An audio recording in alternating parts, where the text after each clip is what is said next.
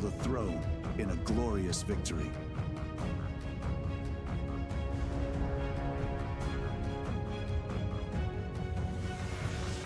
AllReasonNoLogic, hosting King of the Hill lobbies, most Sundays. Join our Discord to be part of the action.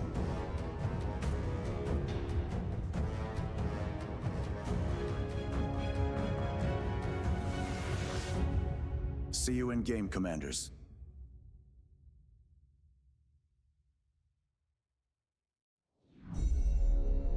Beyond All Reason fans, welcome to King of the Hill by AllReasonNoLogic. Experience 2 or more teams facing off in epic scale warfare, where the Horde gang up on the Kings of the Hill. Kings start off with an economic bonus. They do their best to defend an onslaught after a no-rush timer expires. Test out your micro and defend against multiple players in variations of this game mode.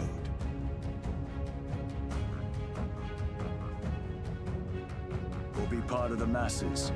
Team up with your allies to topple the throne in a glorious victory.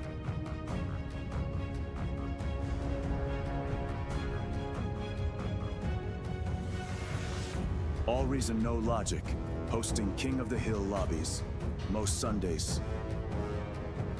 Join our Discord to be part of the action.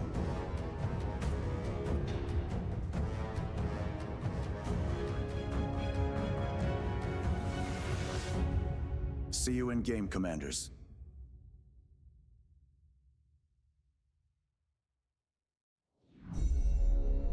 Beyond All Reason fans, welcome to King of the Hill by AllReasonNoLogic. Experience 2 or more teams facing off in epic scale warfare, where the Horde gang up on the Kings of the Hill. Kings start off with an economic bonus. They do their best to defend an onslaught after a no-rush timer expires. Test out your micro and defend against multiple players in variations of this game mode.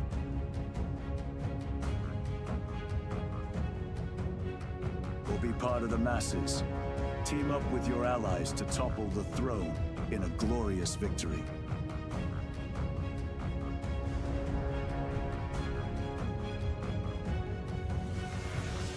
AllReasonNoLogic, hosting King of the Hill lobbies, most Sundays.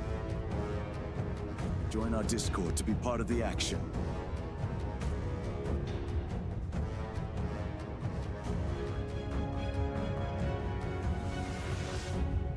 See you in game, Commanders.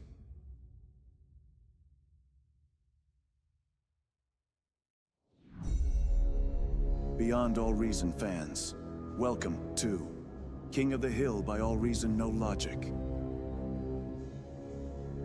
Experience 2 or more teams facing off in epic scale warfare, where the Horde gang up on the Kings of the Hill. Kings start off with an economic bonus. They do their best to defend an onslaught after a no-rush timer expires. Test out your micro and defend against multiple players in variations of this game mode.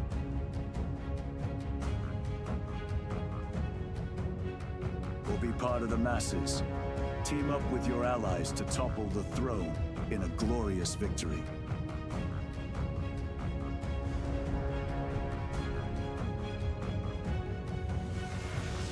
AllReasonNoLogic, hosting King of the Hill lobbies, most Sundays. Join our Discord to be part of the action.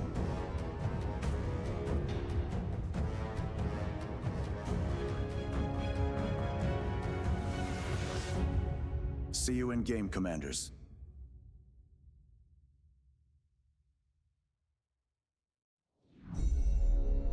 Beyond All Reason fans, welcome to King of the Hill by AllReasonNoLogic. Experience 2 or more teams facing off in epic scale warfare, where the Horde gang up on the Kings of the Hill. Kings start off with an economic bonus. They do their best to defend an onslaught after a no-rush timer expires. Test out your micro and defend against multiple players in variations of this game mode.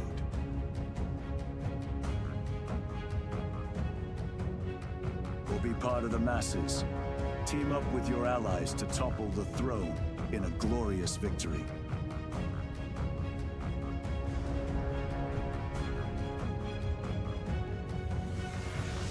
AllReasonNoLogic, hosting King of the Hill lobbies, most Sundays. Join our Discord to be part of the action.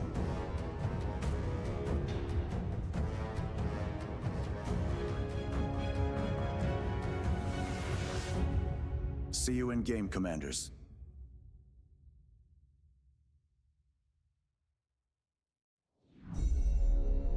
Beyond All Reason fans, welcome to King of the Hill by AllReasonNoLogic. Experience 2 or more teams facing off in epic scale warfare, where the Horde gang up on the Kings of the Hill. Kings start off with an economic bonus. They do their best to defend an onslaught after a no-rush timer expires. Test out your micro and defend against multiple players in variations of this game mode.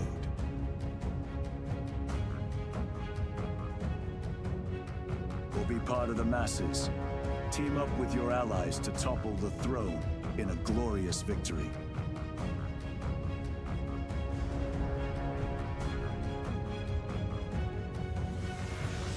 AllReasonNoLogic, hosting King of the Hill lobbies, most Sundays. Join our Discord to be part of the action.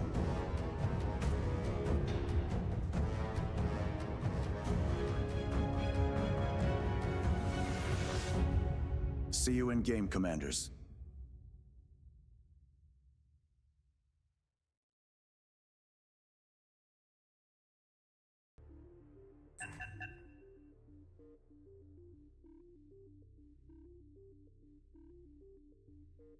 Tell me when.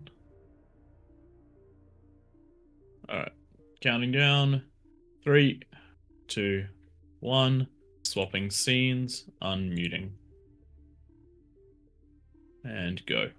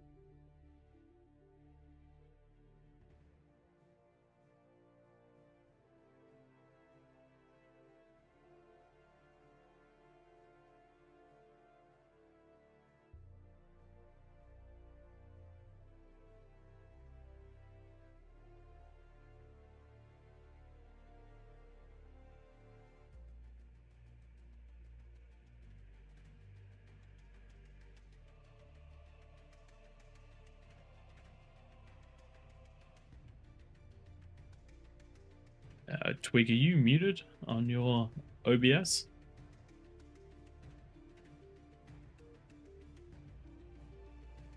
That's interesting because Twitch chat is saying that you are that it is not working on your side of things, and that they could hear you beforehand when we were supposed to be muted.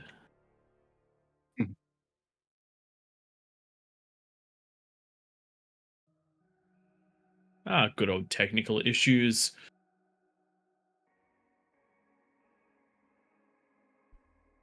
Well, we're just getting started here. Here we go. G'day, Jill I'm in the back chat. now, I Thanks think. for joining us. It just obviously devolted back to my other microphone. No worries then. Just after I did that nice little intro giving you guys shit. That's right. Look, I'm sure again, you'll do the same again. I'm sure you'll do it many times. You're just jealous because you didn't get to go out in a dinghy and catch fish.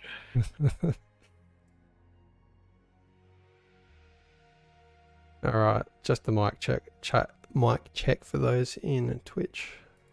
Yeah, there we go. Uzi's picked up on everyone now, so it looks like we've fixed the problem. Thanks for hanging out with us for that one. We'll get this one started.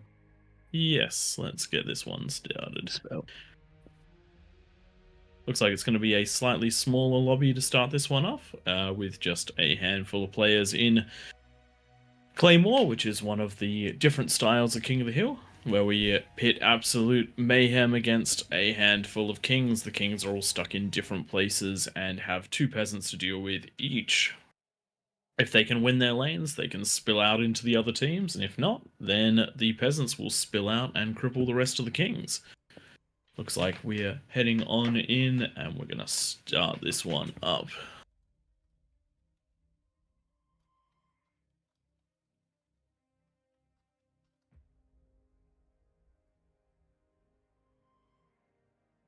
I am curious if the main Twitch could have heard me then.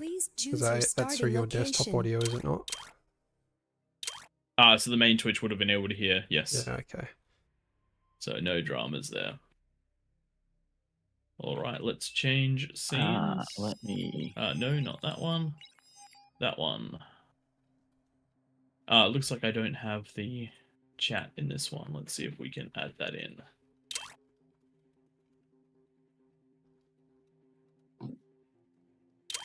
Oh, we've got a 2 Chev King.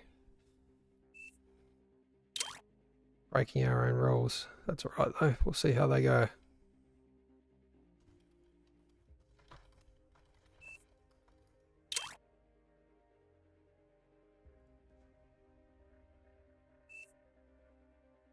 Righty then. I think we're up and running with that now. Nope, that one. There we go.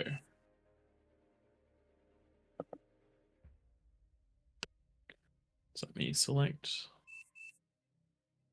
a com. Yeah, I can't select a com right now. We'll see when we're in game, and if I need to adjust it, we will adjust it.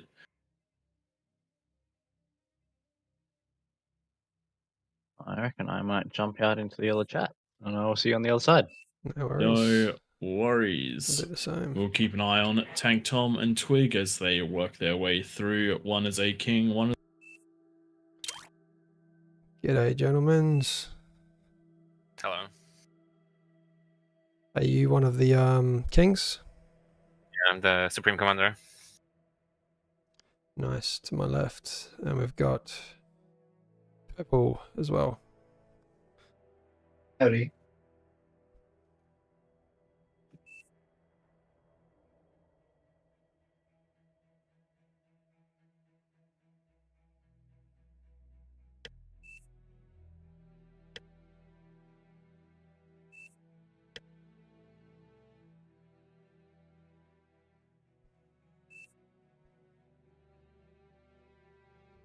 You guys know what you're doing? More or less. I've played this before. So Beautiful. I haven't played on this map though. How do you pronounce your name? Is it Izaki? Izaki? I have no clue. It's a random name I came up with. I'd just call, say, I don't know. Just say it how you want. You could just call me X if it's easier. That's cool. Just do your best to get a bit of eco for about 6 minutes. Some towers starting around the 6-minute mark, I'd say, on the edges. So they will obviously attack mostly through that. They can also send spiders up the back if they want. But generally the rule is defeat your triangle first. I might actually put that in the rules. Alright. So yeah, you'd have to beat these 2 peasants over here, X, before you move on to anyone else. Or similarly, if they beat you, they can't attack, or they can't attack any of us until they beat you. Oh, well, that sounds a bit of a relief, rather than when the other King of the Hill games I was a part of. I do have a Never been a king, though. I do have a build order video for Claymore that's on our YouTube, if you want to check that out ever. It just gets a basic builder up where you'll get a fusion and a few welders by the 10-minute mark, and a bunch of ticks. It's quite a safe build for not falling straight away. Okay, then probably after this game I'll check that out.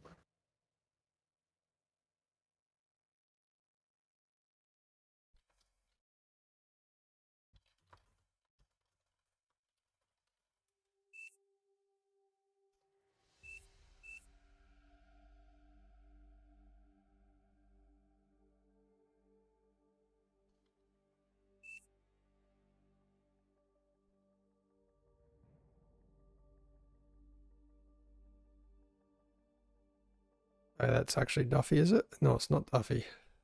Duffy's on the other team.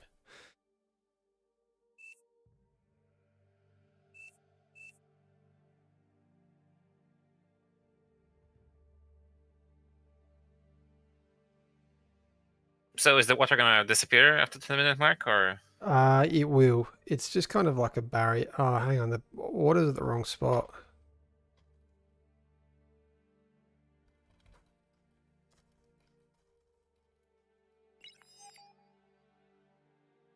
They've put the water at the wrong level, unfortunately.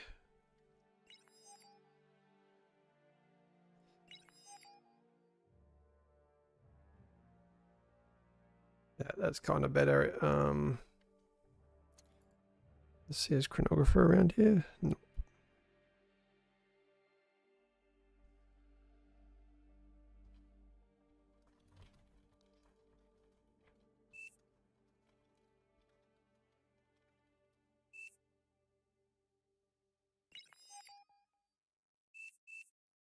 The lobby's crashed. I'm sorry, guys.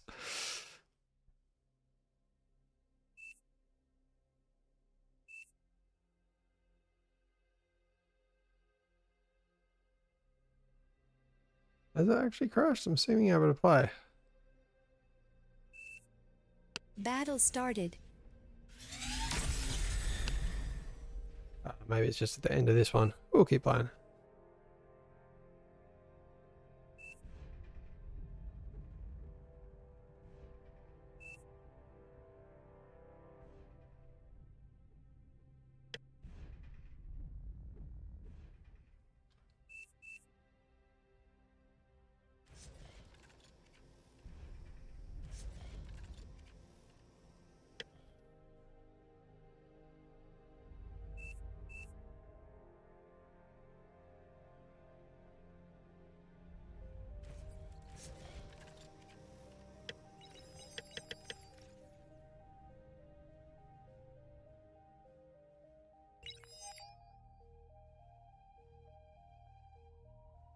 So I wonder who blue actually is.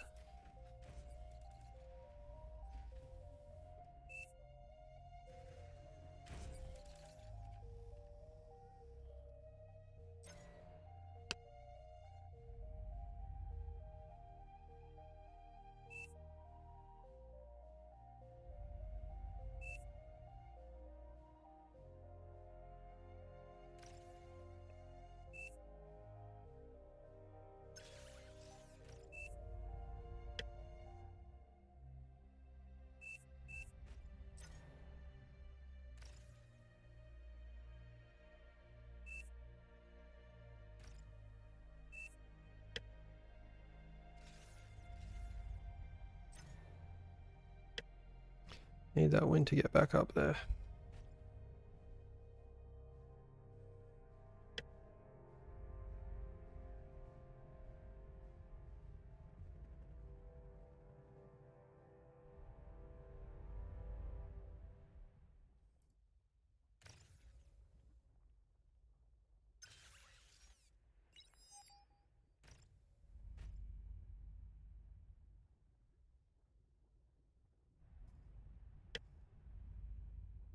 You'll probably want to put a radar on right on the edge of the cliff where you're allowed to build, just so you can see who you're up against.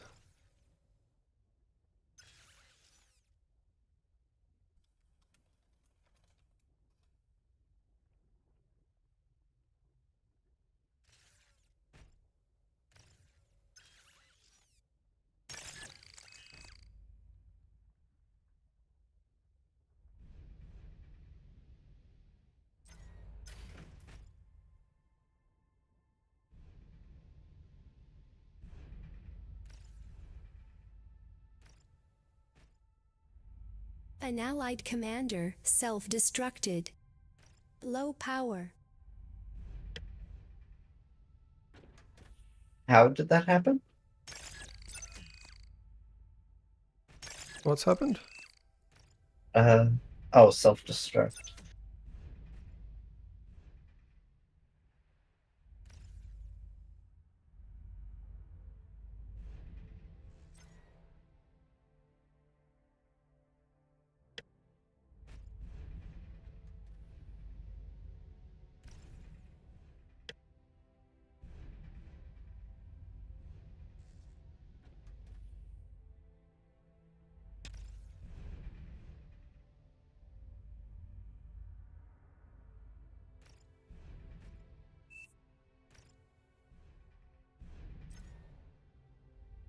Enemy commander destroyed. An allied commander self-destructed.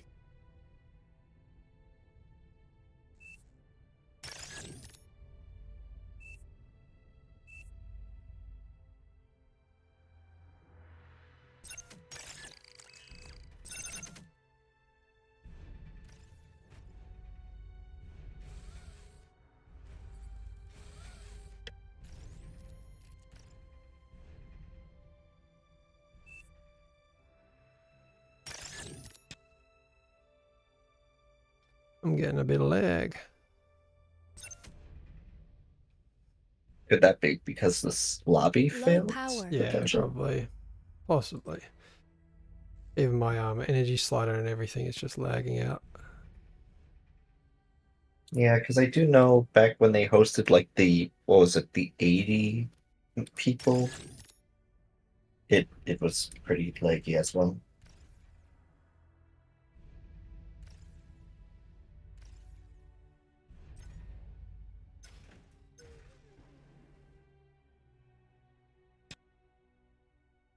I did not do very well.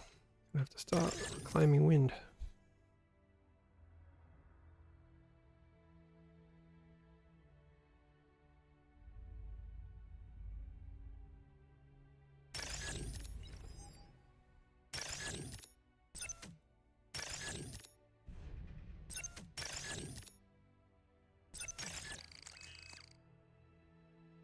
Weird, my metal jumps down almost instantly.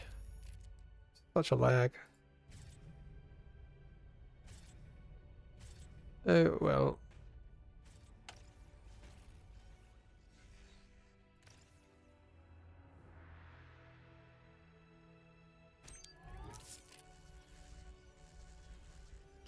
Again, I'm against Tank Tom.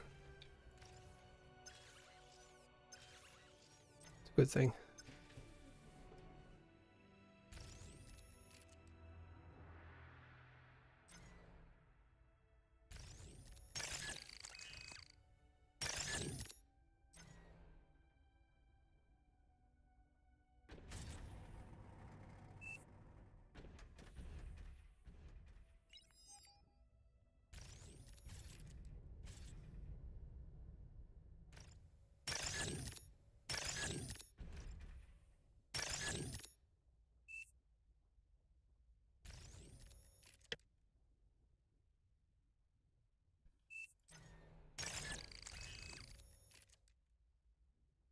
So like separate them by one or separate them to the equivalent of two of them.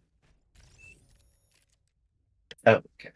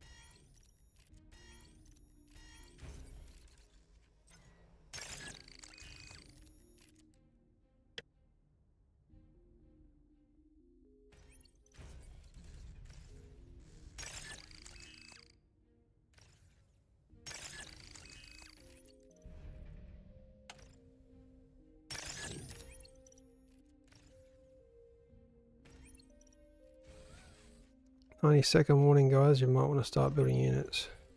Enemy commander destroyed.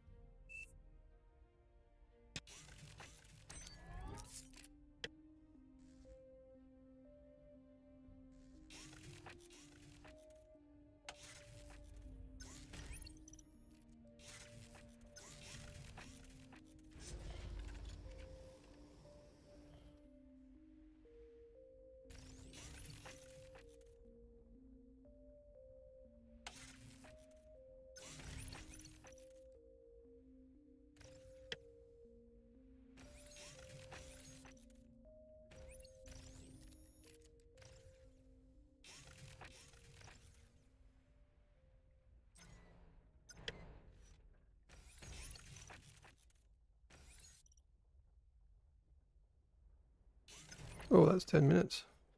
Didn't even realise that crept up on me.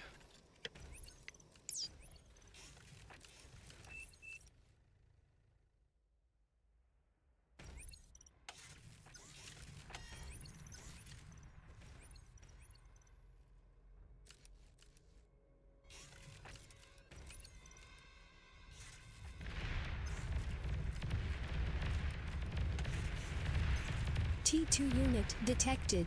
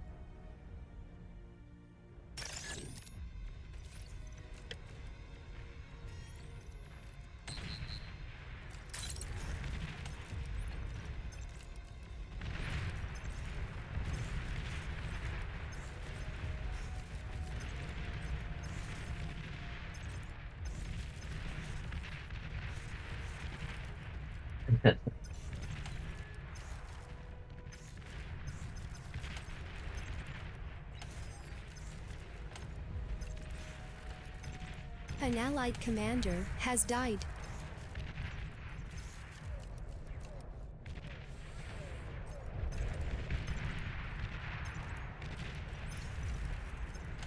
Enemy commander destroyed.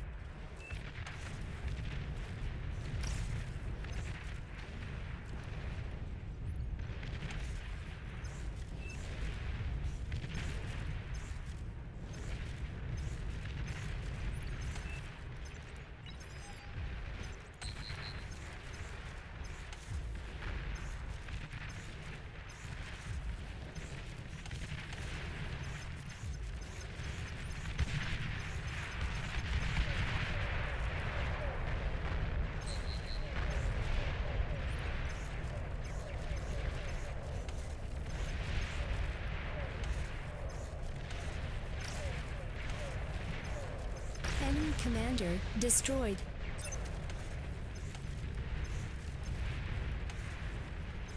Yeah, I clearly have a lot more to learn. It's alright, a couple of us still alive. What I'll do is I'll give you a construction bot. You can start back over in my quadrant. Who was that? Alright. That was Commander X. destroyed. Yeah. There you go. You can start over here.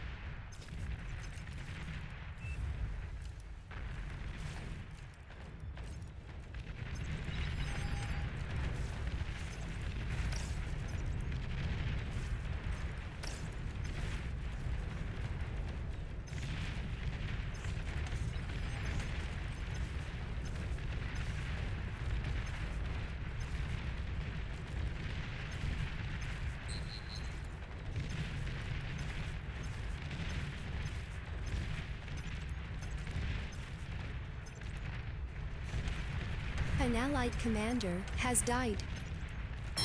Warning, you have the last commander. Oh shit. Stuffy, man, yeah. Yeah, finding people is a bit suboptimal.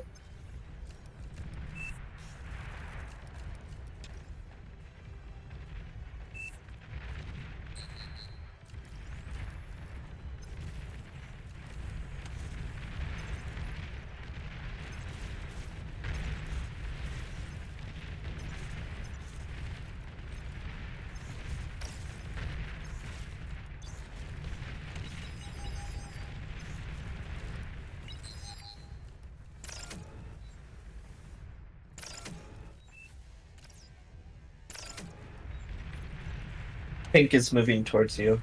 Thank you.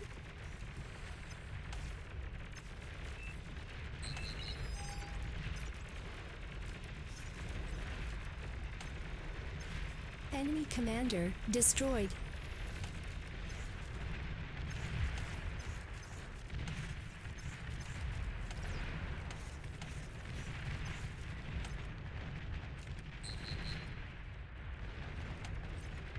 T3 unit detected. No, that's not good. That is not good.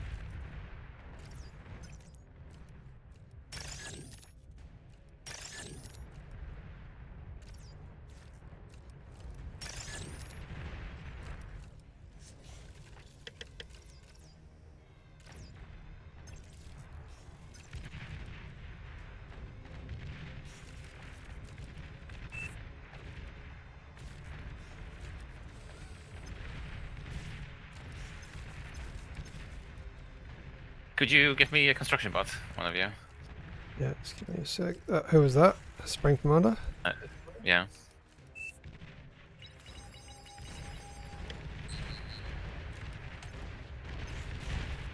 I really need to get snipers.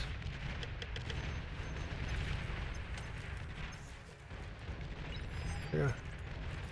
There goes my advanced fusion, probably. Oh, I mean advanced geo.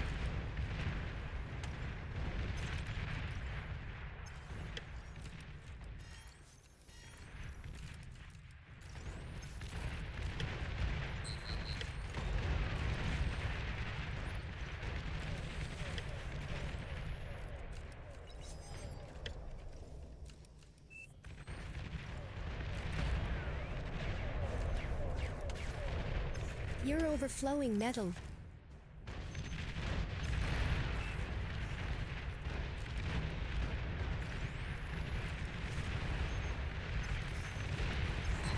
Oh, my commander's not cloaked.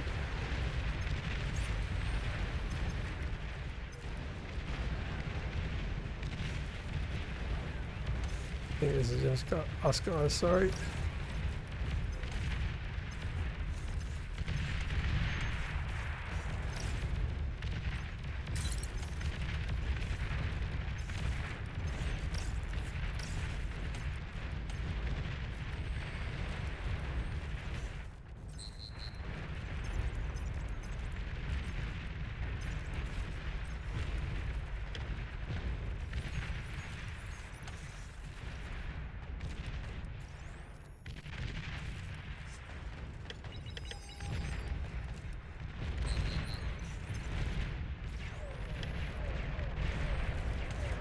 commander destroyed. It's gone bomb.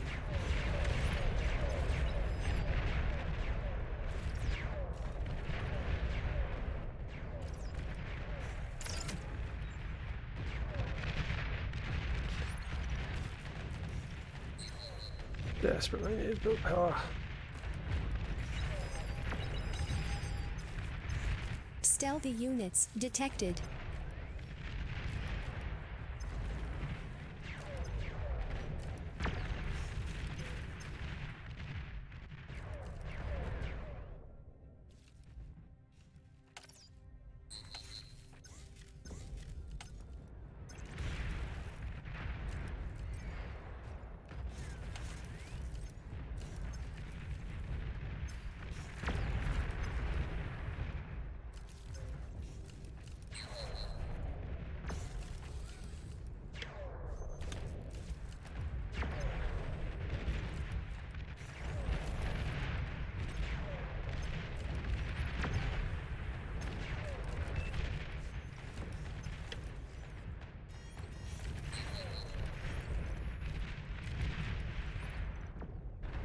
Stealthy units detected.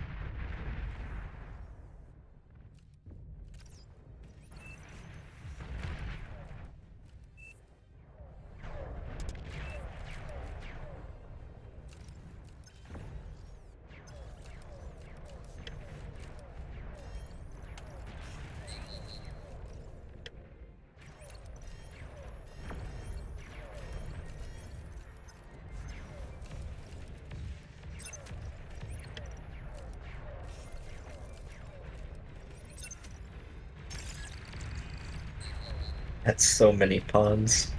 Yeah. Moderate amount. Ouch. Ouch, ouch, ouch. Seems to work at least.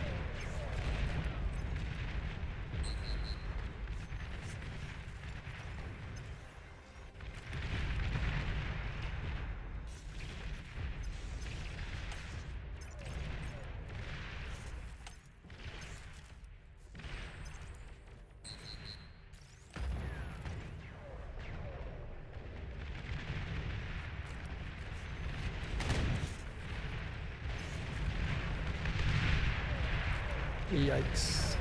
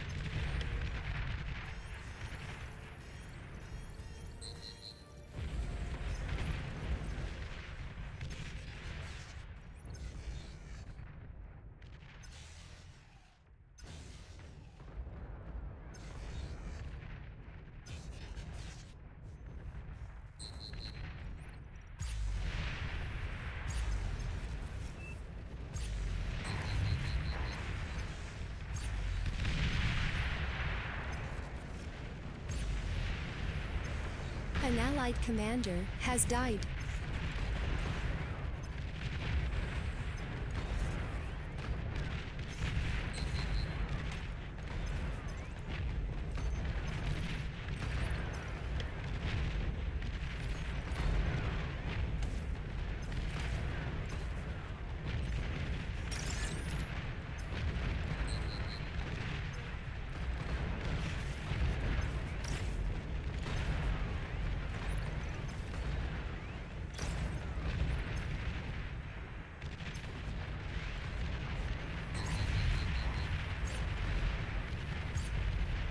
Oh, picks there we go.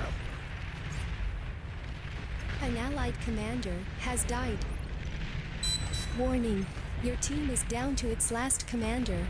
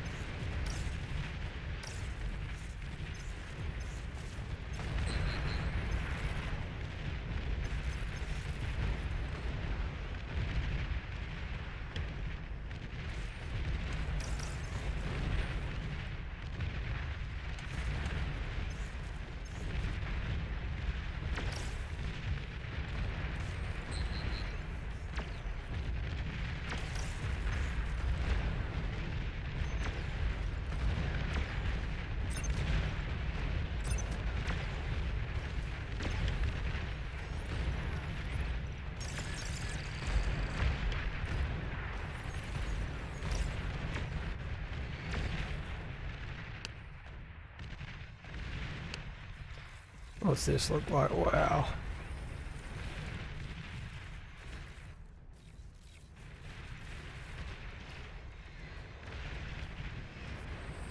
Holy last man standing.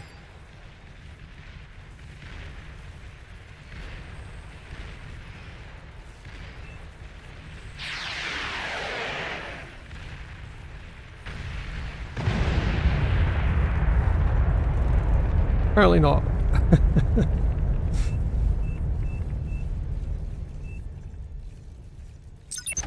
Battle ended.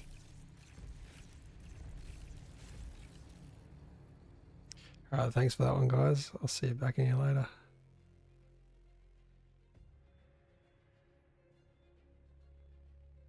And two of the others very low in experience with King of the Hill and never made it to T2, so were unable to mount an effective defense. Let's have a quick look at those stats for everyone looking. If you see, the damage dealt for the Kings is actually higher than for the Peasants. And if you look at the metal produced, it's most certainly higher for the Peasants, but you have to remember 3 of the Kings fell almost instantly in this one, so definitely a skewed result there. Quick look at the graphs over here, the ones that I always find very interesting. The metal produced 3 of the Kings absolutely dominant, the others sitting in the same realms as the Peasants. Then if we look at the damage dealt, 2 of the Kings doing most of the damage for the team, the others doing their best but not quite making it through. Let's jump out of this one, and I see that Tank Tom and Twig have joined me back in the casting cast. Twig, how do you feel this one went? You certainly got put on the back foot after that 10-minute mark. Yeah, it was I thought it was a fun one. I felt like I had my lanes under control, but just as soon as stuff came from the left, it was tough. I was just trying to scale. I didn't probably scale well enough. I ended building 2 fusions in the end, but I never really bottomed out on metal, so really it was just APM that was my problem. Fair enough. Yeah, me and Yuzi went from trying to kill our kings to having enough just to keep you vaguely occupied or annoy you, and then wait for the other to come through. No, it was an interesting one to watch, but unfortunately for the Kings, Ollie fell a little behind in his build order and kept to the greed, so didn't manage to get units up, the T2 lab up in time for that 10-minute mark, and 2 of the Kings fell very quickly on T1. So you definitely put on the back foot from the get-go. Yeah, having 2 Kings fall makes it very hard. Duffy did 3, really well. in fact. I thought the player to my left, Supreme Commander, his name was. I thought Supreme Commander did manage to fall, but as bit. soon as the units spilled down, he fell very quickly. Yeah. Yeah. All right. But that is how it falls sometimes. The best games do come from matches where 1 or 2 Kings fall and 6 or so Peasants fall. Then it turns into an absolute mayhem. Just having a quick look in chat. How does this work? Okay. So Pask, you're hearing me as reasonably quiet. You're definitely very loud. So. Yep. So I'm not sure if that's on our end or on yours. If you balance it out with the game volume, it might just be it might just be that the settings have been turned down a little bit on your end. We know there's a tiny bit of a discrepancy between Twitch and YouTube. On YouTube, I will be fractionally louder.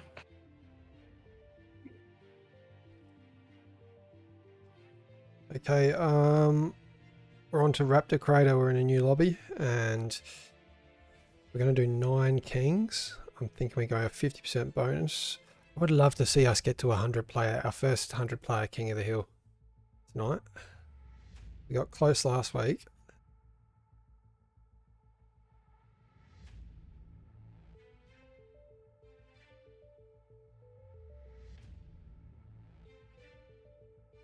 Fingers crossed we do make it. These lobbies have been getting bigger week to week, and we do want to make sure that we absolutely destroy all of the server architecture that has been provided by the wonderful bar devs. I might actually help cast this one, Prey, and... No worries. When we get in game, I'll slightly adjust my in-game sounds up. I know that I dropped them down before because of excessive pinging, and we'll see how we go.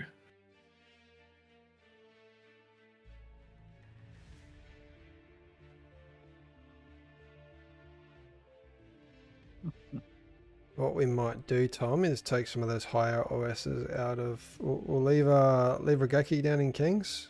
Eater of Cookies we'll take out because he was just a king. Got a virtual friend. This game mode is entirely reliant on essentially user participation. There is no easy way to set up these lobbies. Maybe one day there will be, but at the moment this is just a Sunday night thing that we run with the help of the mods. And who knows, maybe one day in the future there will be the opportunity to have its own game mode in-game, its own set of settings. Good day, Enabling Barley, thanks for joining us, and we're glad you managed to catch the stream. We are in Australia time, which I know isn't the best for everyone around the world. But hopefully in the 50k event, we might get the opportunity to, if not run this, maybe run a large lobby with us. We will see how that one goes. Not entirely sure when that one's rolling around, but if we do end up participating in it, then we will let everybody know. I might jump in and spectate this one with you guys as well. Good day. Johnny drop tables. The thing about Australia is that we don't drop tables, we have drop bears. And if you read all the ridiculous things about Australia, then you will probably guess. You'll probably guess about the whether or not Australia is real. Nightmare asking about the allegations of smurfing. No, I just handed my PC off to someone else. And they tried to play. We had huge account issues trying to get them to play, and I think that's what kicked everything up, because I didn't particularly want them playing ranked on mine. Especially not after I've just tried to get to OS 25. Just one more to get the bonus. Now that's very, very high. King team.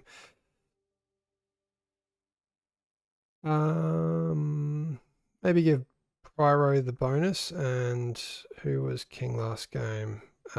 Supreme Commander was a king last game, so take him out. Yeah. Does look like we're going to end up with a 9 versus 70. Holy crap. Yeah, we did a 9 versus 78 last week. That was our biggest. So one of the things to bear in mind is that the advantage that the peasants get when the number of people scale is the ability to macro, the ability to share resources, and starting income. The fact is that even if there are less players, there's still the same number of mexes on the map. So unless you coordinate very well, having more players isn't necessarily going to guarantee you the win. We definitely have noticed that that the Kings need a slight bump compared to, say, a 40-player lobby, and we've done that in the form of adding a 9th King so that they can put someone in the middle. that is more of a eco-focused king, and also jumping those bonuses from plus 45 to plus 50. And so far from that, we've seen a good amount of wins and losses for both sides.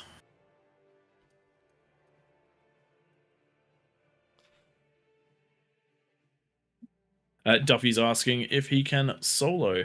I'll leave all the decision making up to Twig and Tank Tom. I'm just your voice for the evening.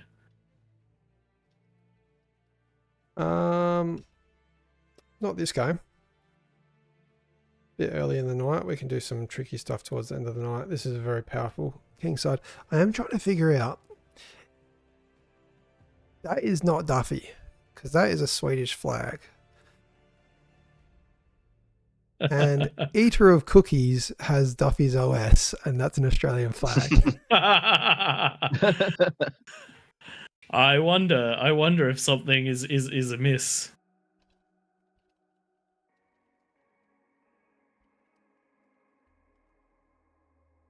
All right, we can probably kick this one off once players load Just in. waiting for everyone to ready You know up. what? We are so then- close to 100.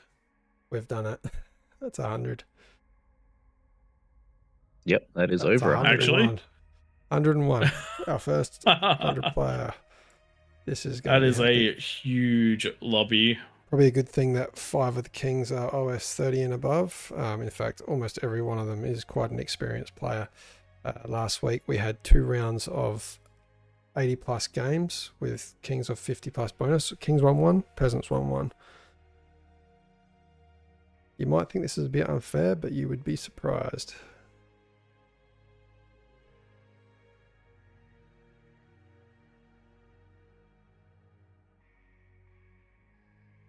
I will post those rules one more time. Yes, for those of Yes. you wondering what the rules are for this one, we'll get into them as the game starts. Once everyone is loaded in and we've got some time to fill as the 10-minute no rush goes on, we'll fully explain everything and get right into the action. Largely just waiting on a couple of people to finish downloading, and then we'll be good to go. Yes, and there's always a couple of people that are sitting in the lobby and have AFK'd because of the duration of the game beforehand. And with any luck, we'll just end up locking the lobby and then speccing the handful of people that are not available. All right, Nightmare has put a code in that should make the lava drop. I'm assuming, Nightmare, that it is the one that Chrono has posted in the Discord for AllReasonNoLogic. So that one should work. I've tested it. Leo, yes, we do host this every week at this hour. If we're not live on the official, then we're live on our own Twitch. Just depends on what the scheduling is like with the mods. Sometimes the lobbies can go this big, sometimes not. That is also out of our hands, but we do really thank the mods that are in here. In particular, Nightmare, who I can see in the spectators right now and who's hanging out in the casting couch with me. For ensuring all of this stuff happens. He is responsible for getting rid of most of the infractions. For example, if someone builds artillery that can hit other bases, and also anything that goes wrong in the match, such as the lava, as well as some of the bigger explosions that can happen at the end, as well as turning the match into a bit of chaos if it ends up in a one-sided stomping. That's right. Pleb, we are sitting in a 100-person lobby. There's 110 peasants. They're This would be calling why in. people keep on downloading and having. We may want to lock the lobby so that we can get started, I reckon. It's going to break our poor Australian computers. Well, at least we're going to be helping with server stability tests in the lead up to the 50k event. If EU8 can handle this, then we know that's another one that is good to go for this time for larger games. So one of the things which is happening right now, if you're looking into the text box at the bottom, you're seeing some ID changes. I'm just going to bring that up so that people can see this one. Everyone is assigned a unique ID. Unfortunately, when you start going over 16 players, the game sometimes has some issues with those IDs and giving everyone a unique ID. In a normal game, you can just fix that one by pressing balance, and it should reassign everybody new IDs. But with a game like this, where we have 110 people on one team and 9 on the other, unfortunately, if we click balance, we'll end up with approximately 60 on each side, which is not quite the point of the game mode. Do we want an extra king with this many peasants on the outside? I'm just aware that We might want to. We might want to consider bumping it to maybe plus 55. I don't think we've ever had more than 90 before. Yeah, okay, I we'll just do that know that this because many comms makes a lot of metal. yeah, having Yeah. 10 kings doesn't necessarily help because there's only really 9 kings worth of metal. If you give the center ones to 1 king and then all the others get 6.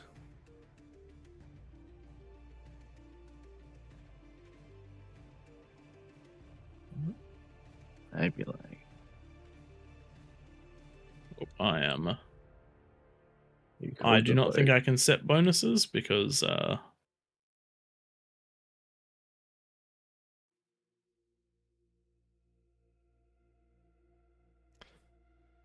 with You're 70 putting them people up, are in, you? there we go. Yeah, I'm putting them up. Can you guys deal with the spec votes and stuff? Because that's causing me to struggle. Yeah. Yeah. That's lagging me I'm not too. against- Yes, the game is struggling with the voting system with this many people in the lobby.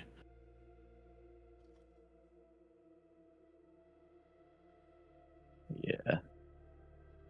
All right, we'll manually spec people. That's leave that to us. I think that's pretty much good to go now.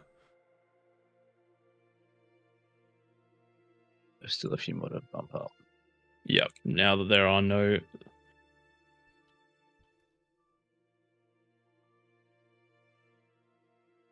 votes in the queue. Oh, there we go. All One right. of them Looks didn't like have a 55, I don't think. Looks like one person is missing their plus 55, but we'll make it work. Yeah, well, there's definitely not enough spots for the peasants out there, so it's just True, gonna but the mean- peasants will start at 210 metal income and I tell you 5,000 what, energy the income. disadvantage for the kings is going to be is that the player cap is divided between all the players in the lobby, not just the team. So each player is only going to get 266 units. Ah, yeah, that's going to be a big problem for the kings.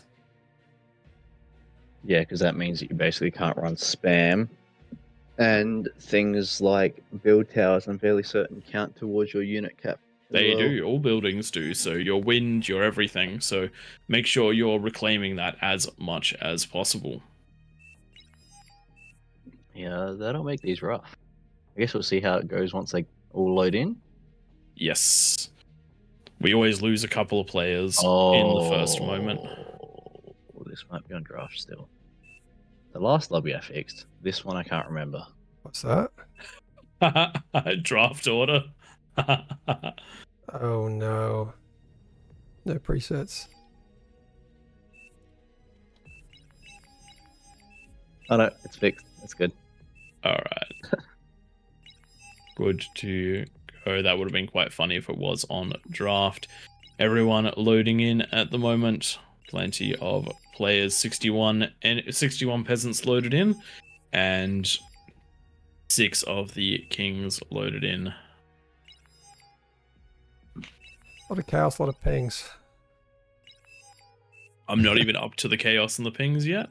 Just sitting Still. here waiting for it all to dump in.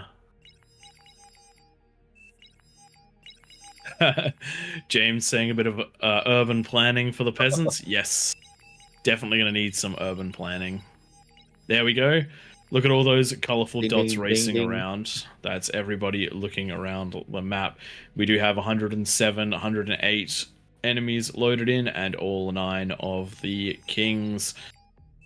Just going to give a quick erase to everything on the board. And let's draw some lines for everybody. So, most efficient way for the kings to divide everything up is to give one player the, this Being is changed, still, right? yeah. So to give the play there, Yeah. with so much going on, it's very hard to draw. So you give one player all of the mexes in the middle. Nope, definitely still behind with this many players in there. And then everybody else takes a single corridor down the side, which means that all the kings get 6 mexes except for the player in the middle who gets 8, and that 8th player is focused mostly on eco. The other players are focused on getting defenses up and running. Now, as far as things go, all peasants need to stay outside of the lava. Battle Woo. ended. What happened there? I think we flew too close to the sun. I'm guessing. Feels a lot like a server crash. Too much going on. Too many communications. The lobby's still going. Not sure what happened just there.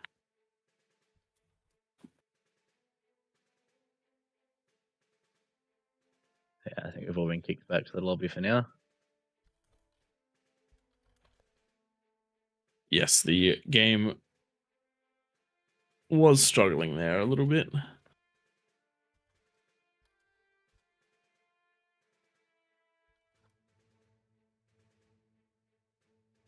Looks like it's a clash. Crash. Hmm. Either of the mods saying it's them. Yes.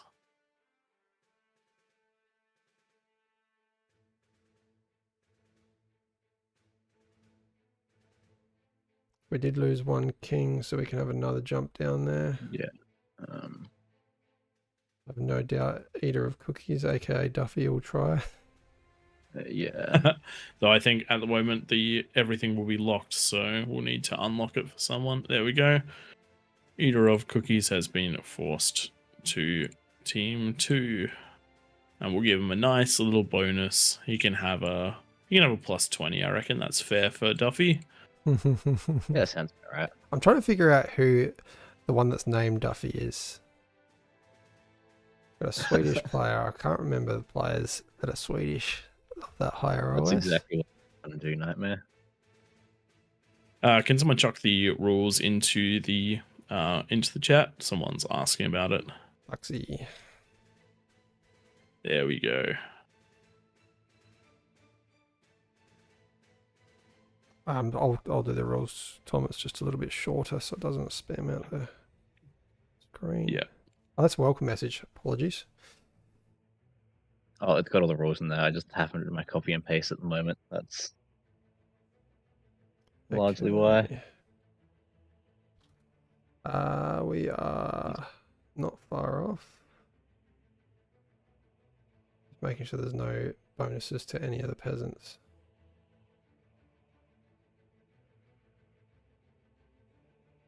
Not that I can see.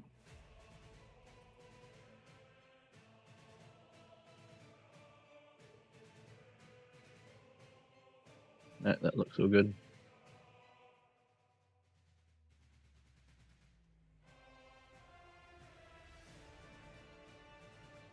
All right. It looks like everyone's readied up as well. Oh no, one person. 2 people. 1 person. 2 people. Okay, because people keep leaving. That's why.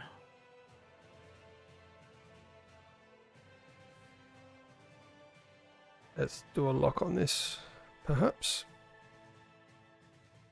I'm just waiting for that last one to ready up, and then we're good to go.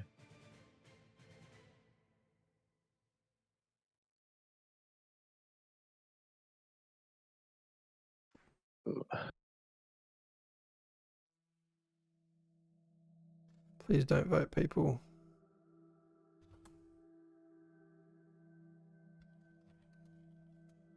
Yes, in.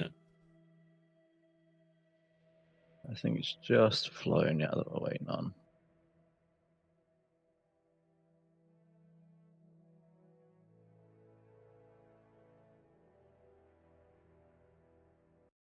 go.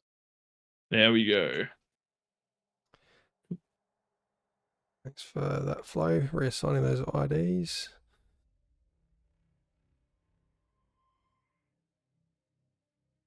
Right. While the chaos of people picking their positions unfolds, let's quickly talk about what you've just achieved this week in the road to OS 25. So after more than a year away from the ranked games, you've thrown yourself back into 8 versus 8 games. I think you were down at around 17, 16, something like that. OS working back up to 25. You stuck to the lower OS lobbies as that's what we felt best represented what most players that come into the game at that lower OS target. And that really gives like a good mix of chaotic team games with probably a lack of sharp decision making, but a lot of fun, a little bit of salt as well. So yeah, it was a great achievement for you to get there. I think you did it in about 20 games, made for a good series on our YouTube. And yeah, can you explain for the people that are watching on that might be new to the game, what it means to get to OS 25, like how the rating system works, and why is OS 25 the reason you why was that the goal? So when you first start bar, you'll be OS 17, which is basically your position in like your skill level in the game. If you go below 17, it means that you've lost more games than you won. If you go above 17, you've won more games than you've lost. There's a much more complicated algorithm behind it than that, and there's probably someone significantly better than me who can explain that. But at the end of the day, it's just a ranking of where you sit in comparison to other people. If you are sitting below 17, that's pretty normal for a new player because you're learning a lot of stuff about the game. If you start making your way up above the 20 mark, it means that you're starting to be decently good. And once you're above 25, then that actually starts excluding you from a lot of noob lobbies. A lot of noob lobbies cap out at a max OS of 25, which means you got to start playing that next level of game where everyone's expected to know pretty well what they're doing. So the 25 mark, not only is it a nice number, it's also just the point in the game where people expect you to know what you're doing and know how to play pretty well. Sorry, just putting a message in there to stop pinging. Yeah, I think that person's got to get kicked. It's a lot of people. Oh man, that is painful. So, yeah. Yeah, I'm just gonna deal with that. So no they. Yep.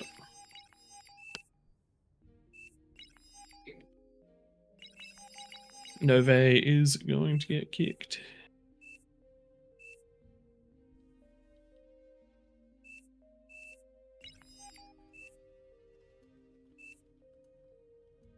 I'm going to clear all that so I can see what's going on again. All right. Yes.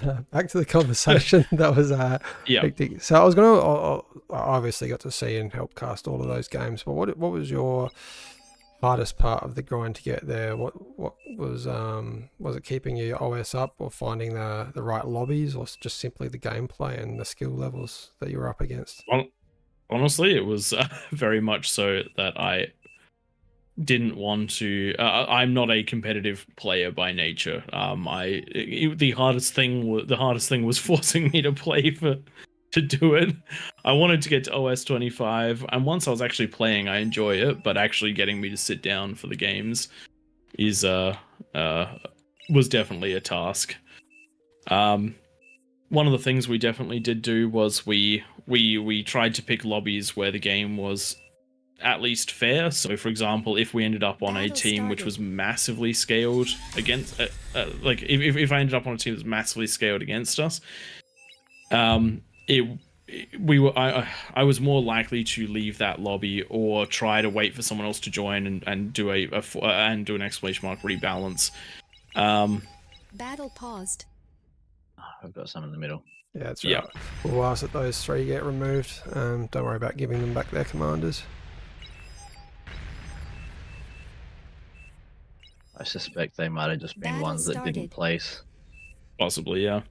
But yeah, it was making sure that your team didn't have any incredibly weak links. So if I ended up on a team with a 1 OS or something, I would probably not play the game. I'd probably move out because the odds of your team losing go up significantly there. So I think there's Yeah. definitely an element of I wouldn't say you have to filter your lobbies, but you do have to be aware that sometimes it's worth finding a different lobby because you'll be put in a position where you might be at a big disadvantage, or if you play multiple games in the same lobby, and then you end up on a team where you know from past games, like, oh, okay, so 3 of my teammates don't know to build solars when the wind is like at 0 to 5.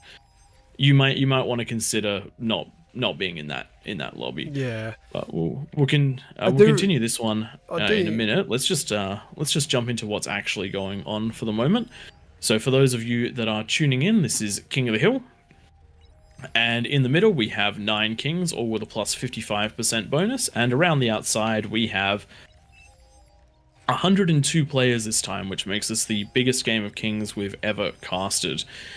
There is lava that's preventing entrance into the bottom of the map that'll be there for 10 minutes. And at the 10-minute mark, it'll be essentially open season. There are a couple of rules that you do need to be aware of, those being not to build structures that can fire offensively into your opponent's bases. That means that on these high grounds here, please do not build things like the rattlesnakes.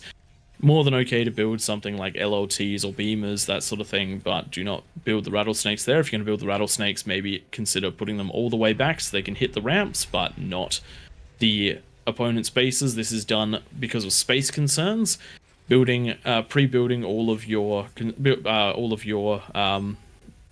offensive structures ahead of time and then turning them on at the 10-minute mark can be a nightmare to deal with. And the kings and the peasants are forced to be in the positions they're in, so you can blind fire onto just about everything. Air is off, and beyond that, I think that's around about it, unless I'm missing something. No, that's the basic rules for this one. That's the most important ones. One of the things I love about this this lobby over here, you look on the left-hand side there, we've just had a command to detonate, and the detonation does put the ground below the level of the lava, and you just see the... You want to detonate your commanders up on the hills, put it that way. Yes. Otherwise you can repair the ground, though, and get the lava away, but that is something to note. You can see it on this side, too. Oops.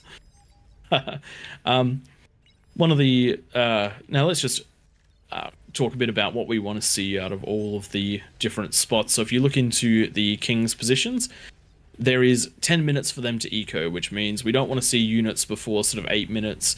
We want to see all of that going into eco, and if you want to stand a chance, you need to get every single king to at least a fusion and T2 extractors. There are builds which will let you get to an Aphis. There are builds which will let you get to 2 fusions, but minimum 1 fusion and T2 construction. The kings really do need to be ready to attack at that 10-minute mark because there are so many peasants around here. If you just leave them to scale, they'll keep the pressure up on you and you will lose. Around on the peasant side, if you're taking one of these front lane positions, potentially consider not going too heavy into eco. Make yourself nice and hard to crack. Request a T2 builder from the people behind you and see what you can get done to fill everything up with units. If you're slightly behind, so in some of these middle eco spots like you see over here, definitely go with those units to really push in and at that 10-minute mark. And also if you're on these higher wings, consider doing that as well. And then if you're in these corners, try to work together and get that T2 out and share it off to everyone. 1 T2 lab is significantly cheaper than 5. And you still get the same result out of it, and you potentially get it faster by sharing. If you look at the top left corner, we usually see this as a massive eco center, but it has not happened quite so much this time. We do have a T2 lab at the 5-minute mark up here, but we have seen them as early as 2 minutes in the Kings games. So if you feed each other, you may end up with a very, very strong eco. The Kings this time around are doing much more sharing of their T2 builders. we haven't had as many T2 labs, but there's been, I think, 2 or 3 constructors at least shared around. But most people have got their T2 labs up at this point, and it's What typical that you see those T2 labs at about 5 minutes or so. What I'm seeing out of the kings that are... We've got 9 kings, and I know 5 of them are quite well versed at King of the Hill. So if this was a normal King of the Hill, when I say normal, none of them are normal, but like back down to the sub 100 numbers. Oh, that's a weird vote to resign before the game's even started. The sub 100 numbers is, I would have expected this King's lot to win. I know Real Cookie, who's really duffy, getting the extra medal out of those 3 commanders. That's like a massive boost, well into T2 already, going into that advanced constructor, getting them out and upgrading all the mexes. And it's only 6 minutes in. I wouldn't be surprised if we almost see T3 out of him with that boost at the start. But there are 100, and I've got to check this. How many were there? 100 and something. We'll see in the replay later on when we cast this one if we do. Over 100 players. 101 in the lobby currently, and there are at least 3 that have left. Yeah, we started with 111, and there was over 140 people in the lobby when you include the spectators. Just as a big game when there's that many commander detonations every 10 seconds. I was going to say, with 101 players and only 80 comms for the peasant team, that means that 21,000 metal minimum has been injected into the peasants' economy. We have fusions up anywhere for the peasants. I'm not seeing any in the corner. That's where I look straight away. That's always where you'll find the fusions for the peasants. But it does look like as only 28 minutes to build on that one though.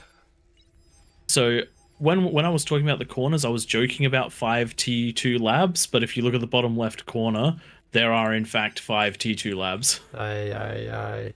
That is not communism. Not a successful communism anyway. 5 T2 labs is 15,000 metal. 15,000 metal. You could do 1 T2 lab and share and get an APHIS in the same amount of time as you could build 5 T2 labs. Just a heads up. You could actually build 2 T2 labs and the APHIS for that price. Anyway, that's just something to bear in mind and try to coordinate. We do actually in the AllReasonNoLogic Discord, we do have a King's channel and a Peasants channel if you are trying to coordinate it. We do post the links in-game. It's part of the welcome message, so if you do want to try and coordinate with your team, then that's the way to do it. I'm also sure there are plenty of people in the bar official that are working it out together as well. We do have some successful co-op Kings. eco. What do you reckon? What was that? Sorry. I'm still favouring the Kings, I reckon. What do you reckon? There is some successful co-op eco for the peasants. If you look at the right-hand side, a lot of these players are working together to get an APHIS on the front lines. That's going to be a pretty crazy thing to have up by 10 minutes, and it doesn't look like for it. Yeah, but if you look at what the Kings have right now, how much offense do they actually have?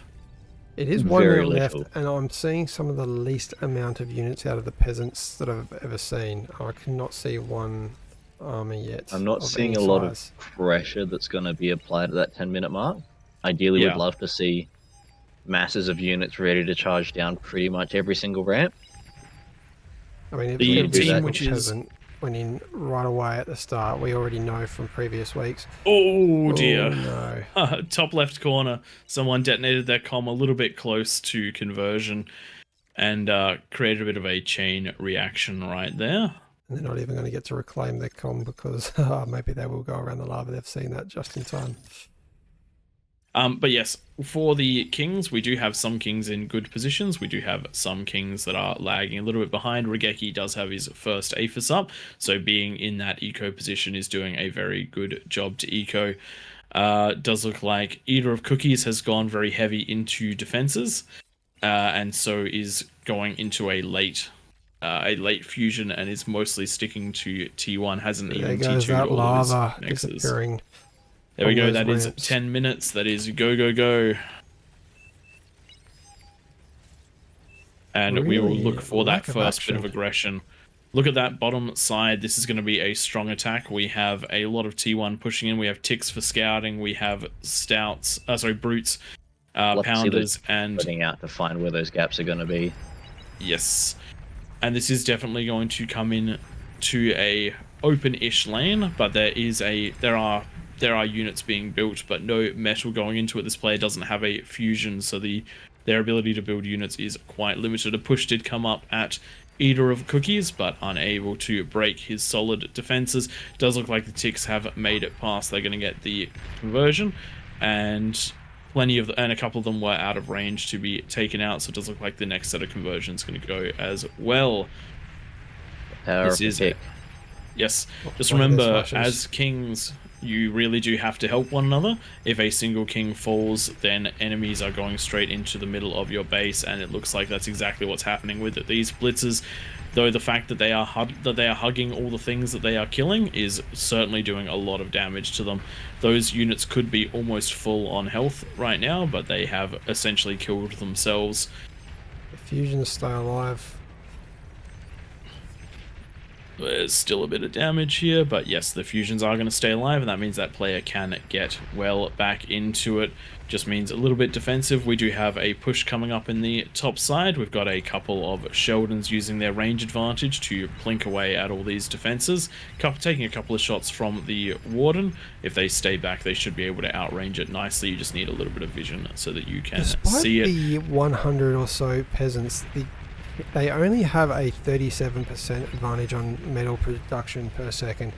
So I think the Kings have really done quite well to scale. Also, the extra metal at the start's really helped, and the general high OS of the Kings is a lot higher than what we usually see at this point. Usually they're about 150% behind at this stage of the game. So, well, the usual 10-minute medal for the Kings is somewhere between 500 and 700. So at 10 minutes, that's the expected income per minute. And for these guys, they've managed to get themselves up to over 1,000 by the 10-minute mark. So doing very, very well. Bit of a different strategy for the Kings this time around. They've gone heavy into the defenses rather than getting the units. It looks like they've definitely made the call to eco harder early, get up to that T3 production, and then roll out from that point is what I'm expecting to see. If any peasants that are listening in, just remember the best defense is offense. As a peasant, you cannot individually match a king. A king will be doing significantly better than you on your own, but a group of peasants can most certainly overwhelm a king, and if you attack all gates at once, it means that no king will be able to reinforce their buddies. And that means that if any king is weak, you will have the ability to punch straight on in. Does look like a sprinter run by is trying to head through for Eater of Cake, but they are going for the defenses compared to running past. My biggest bit of advice is if you manage to get past the defenses, don't run it back into them. Go in and get your eco damage done. If you take out the build power, that resets a king for almost an entire minute. If you get the conversion, then they're down to just their income. On this bottom side, the blitzers have made it through, but again, sticking nice and close to those wins and taking a lot of damage as they run past. One has made it in. And the fusions are down, which means that this player is in a very bad spot. In fact, I think they may have left the game. They have, in fact, left the game. They've now been taken by another player, and with any luck, they will be able to push back. And with the help of the players around them, that does seem to be what is happening. You have to try, as kings, you really do have to try and control the gateways into the ramps into the into the pit. Or the hill. If you do not, then the peasants gain quite the advantage. As soon as they manage to make a bastion up here, then you are in a lot of trouble. They also have much more mobility to get around your defenses once they're up onto that inner ring. If you can hold them at the ramps, you only have to defend the ramp. As soon as they can get around those defenses, suddenly your front basically doubles because it's anywhere in that circle that you're then defending from. Does look like the incomes are running pretty stable to each other, with both teams sitting at around about that 15 to 1800 income, depending on the Kings to have that reclaim. At the 15-minute mark, that's way better than we've ever seen out of Kings. So maybe that 55% bonus was a bit much. It does look like on the left-hand side we do have the War of the Tremors as they fire onto each other and try and do as much damage. We do have a demon pushing through. That demon's going to have a lot to fight up against with those beamers, but a demon is a very good unit for punching through and is grabbing a lot of the eco as it runs on through. And a second one coming up should be able to punch this location quite nicely. These backline players really do need to get online and start helping. Without the early game aggression to shut down this level of scaling, the Kings have been allowed to just sit behind their defenses and scale without having to worry too much about units building just enough to stay alive. That's a position you can't let the Kings be in. And push the balls down the bottom left. Those balls go straight through those walls that are down there. Good grab for the comm, but I do reckon the rest will be cleaned up by those tigers. And we do now have the 3 demons that are making their way into all those defenses. The pop-ups, the beamer's going to do a lot, but the demons just have so much DPS that they are just riding through all of those defenses. They've hit the fusions now, and those will go down super quickly. If you let demons get close to you, this is going to be the result. There was a comm over here, but didn't get in position to give them a good D-gun, and now they have some free reign to start pumping through more and more of the eco. And suddenly the peasants go from having the front of just the ramps to having to defend across the sides as well, and you can see the damage that those are doing when they're rolling around. It is surprising behind those defenses that none of these commanders are going invisible. Well, we got one now.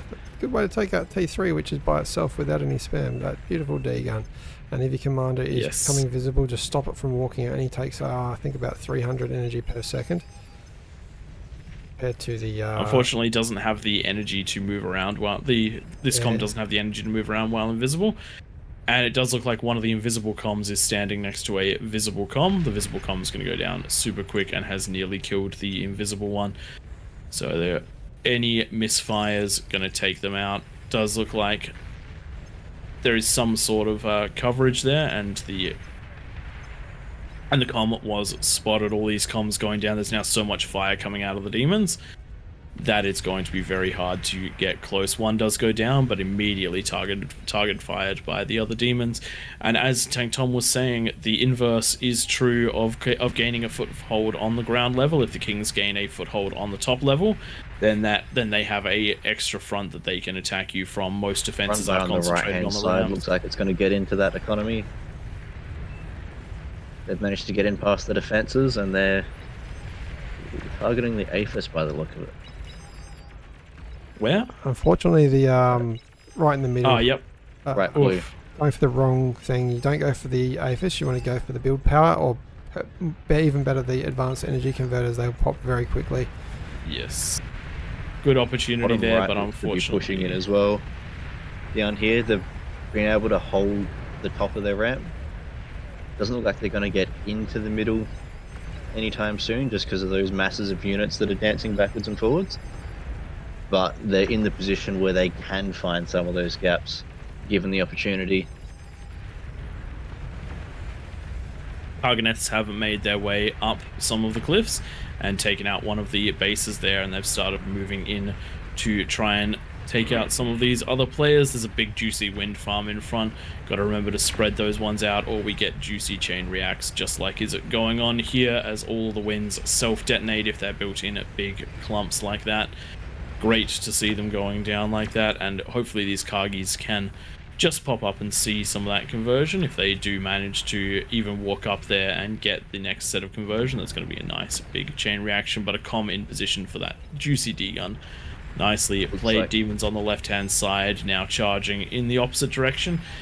And it's all well and good to scale as hard as you possibly can, but when the demons come and knock in, you'd better have some units there to get them stopping. Some of the Kings look to be hitting that unit cap as well. Duffy on this right hand side is sitting at 315 or 315. He's going to be struggling to produce more units at this stage. And so the Kings definitely do have to focus on those big heavy hitting units. Get yourself the ecos that allow you to support some of the stronger things like the T3 Juggernauts, whatnot. And, oh yeah, like the 2 that are in the middle from Regeki. And then start pushing up the hills with them. Regeki almost hitting his unit cap just with eco at 296 out of 315 possible units. Just a casual block of 15 APHIS now complete. Gotta be eating those, you gotta start eating those build turrets that are out of range. Let's have a look at the top right. Big push coming up this way. We have some Sheldons backed up with Shivas and a couple of catapults coming up the rear. Com heading straight into the mix. Great D-gun. First D-gun takes all 3 Shivas out and a bunch of the Sheldons. Very nicely done. That's what you want to do if you're up against that sort of odds. But the catapults are still here. There are still more Shivas, and so we're going to be reliant on a Hella's Com to do a hell of a good D-gun. Fortunately, the unit's moving away. It does get the catapult. The catapult was the biggest threat just there. The rest should be taken out quite nicely. Yep, good defense just there from the peasants. Completely stopping that push with the commanders that they had available to them.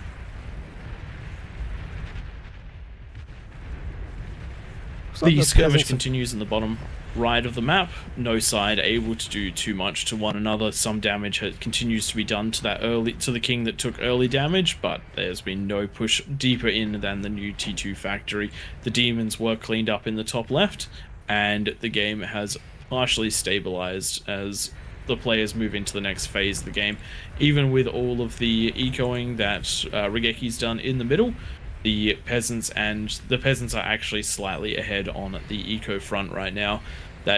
It does swing a lot back and forth because of reclaim though, so you just have to keep an eye on it and try and work out what those low points are when reclaim isn't happening to try and tell where they are. But the peasants up by about 50% eco. I'll tell you though, Regeki, he's building out of 2 T3 factories at the same time, and Juggernauts are coming out in sub 1 minute. So every minute that passes, you're up against 2 more Juggernauts. And probably the only thing that's going to stop them is commanders. It's even going to be tricky getting spam out just with that unit cap. So commanders definitely worth.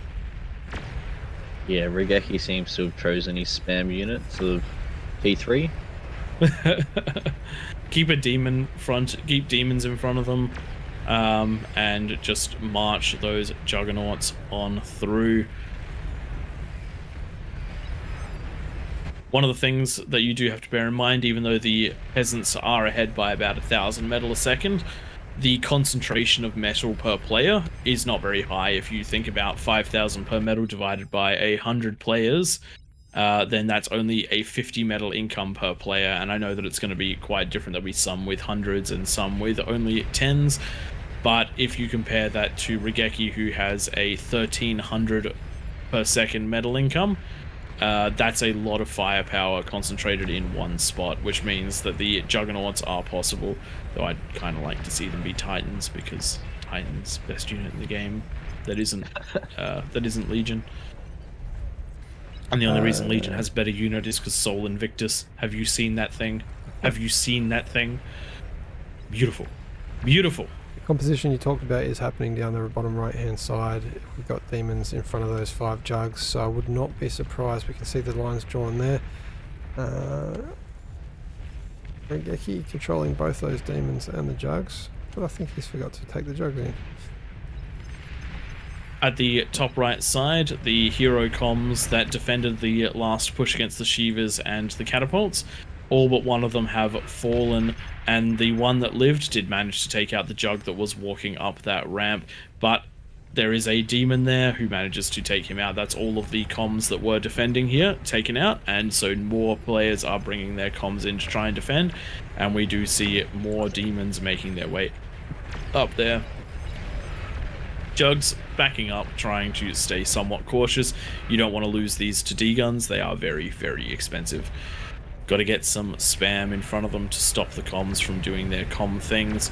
But this is the smart move. A bunch of the Juggernauts are heading up on the left side. They're going to the area that was pre-cleared. and that means that they're going to be able to attack without having to run through the gauntlet.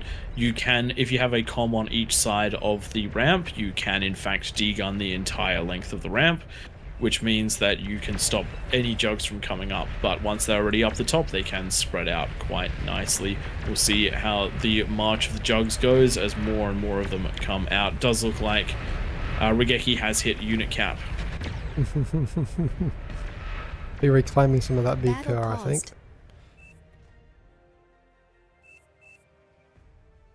paused. We do have a pause, not sure Battle started. what's going on there.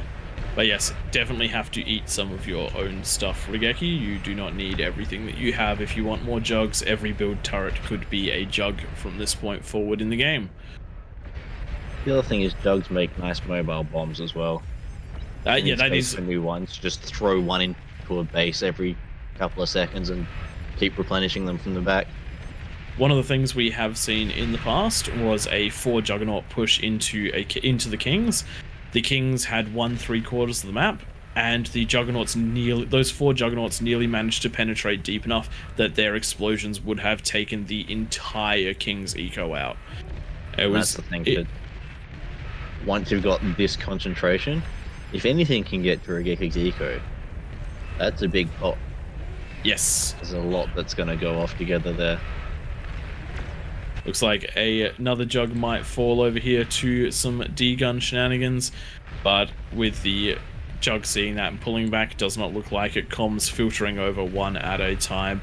And as we said before, as you pointed out earlier, Twig, those APHIS that were built on the front line, super cool that they were getting them up, but they are in a very risky position because this just happens. Oh, it's going to get taken down by the static defense. Oh, That demon on the bottom side walking into blue has opened up somewhat of a hole. and that's the thing. The thing about all big D guns over here, that comm just took out 2 Juggernauts before going down himself. Great D guns. As I was saying, the thing that is really important to remember as a Kings team, it only takes 1 King to fall for you to all potentially lose. And if you can get little units in that then get shot by their own stuff, doesn't matter what kills their stuff, as long as it's dead, then you've got a chance. So, comms versus Juggernauts right now. We have comm after comm sacking himself for those D guns. And these Juggernauts have been whittled down from 7 to 3, but they did manage to get the APHIS that were built on the front line.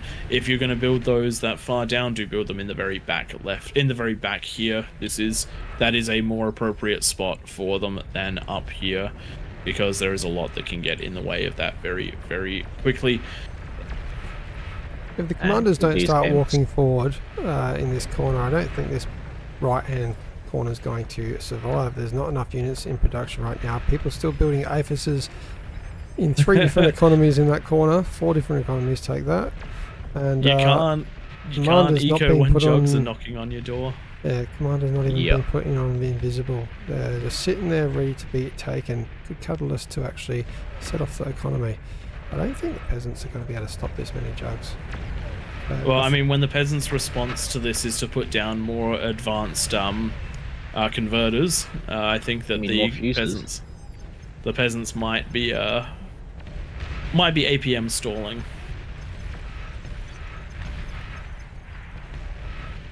As this victory march pushes through this backline over here, we do see that the Juggernauts have made ground on the top left of the map as well. Just the 2 Juggernauts and whatever units were backing them up have made their way all the way up there. There is a comm ready to snipe, but he is dancing, so I don't know whether he's being actively controlled right now or not. One of the jugs will definitely go down. It has taken plenty of damage, but it also dealt plenty. It's taken out one of the APHIS in the high ground, and that is a huge amount of damage dealt in that corner as well. And jugs are marching down towards the bottom left as well. It does look like the jugs were cleaned up by D-guns in the bottom right, but that is still a lot of... on the right-hand side. Yeah, coordinated push coming in here from this right-hand side. Oh, here we go. This is what we want to see. We just saw what happens if you get even a single shot onto those advanced converters. AFS.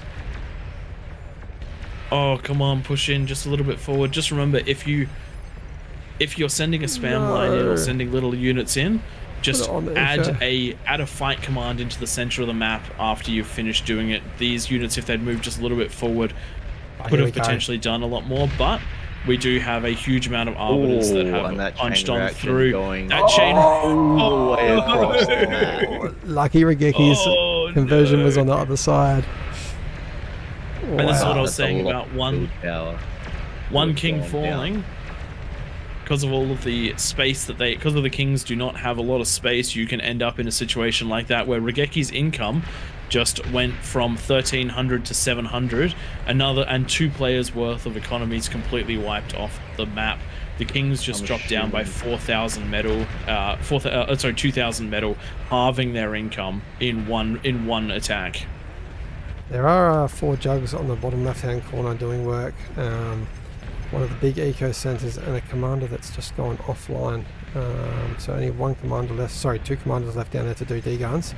He's going to have to do a real good D-gun right here if he wants to make this whole section live. Come online as well at this point. We'll see where these jugs in the bottom left, what they can achieve first. Does look like the comm is getting into position for a double D-gun. It does get the double D-gun off, but that is still 2 jugs making its way in, and that massive detonation, that was all the conversion.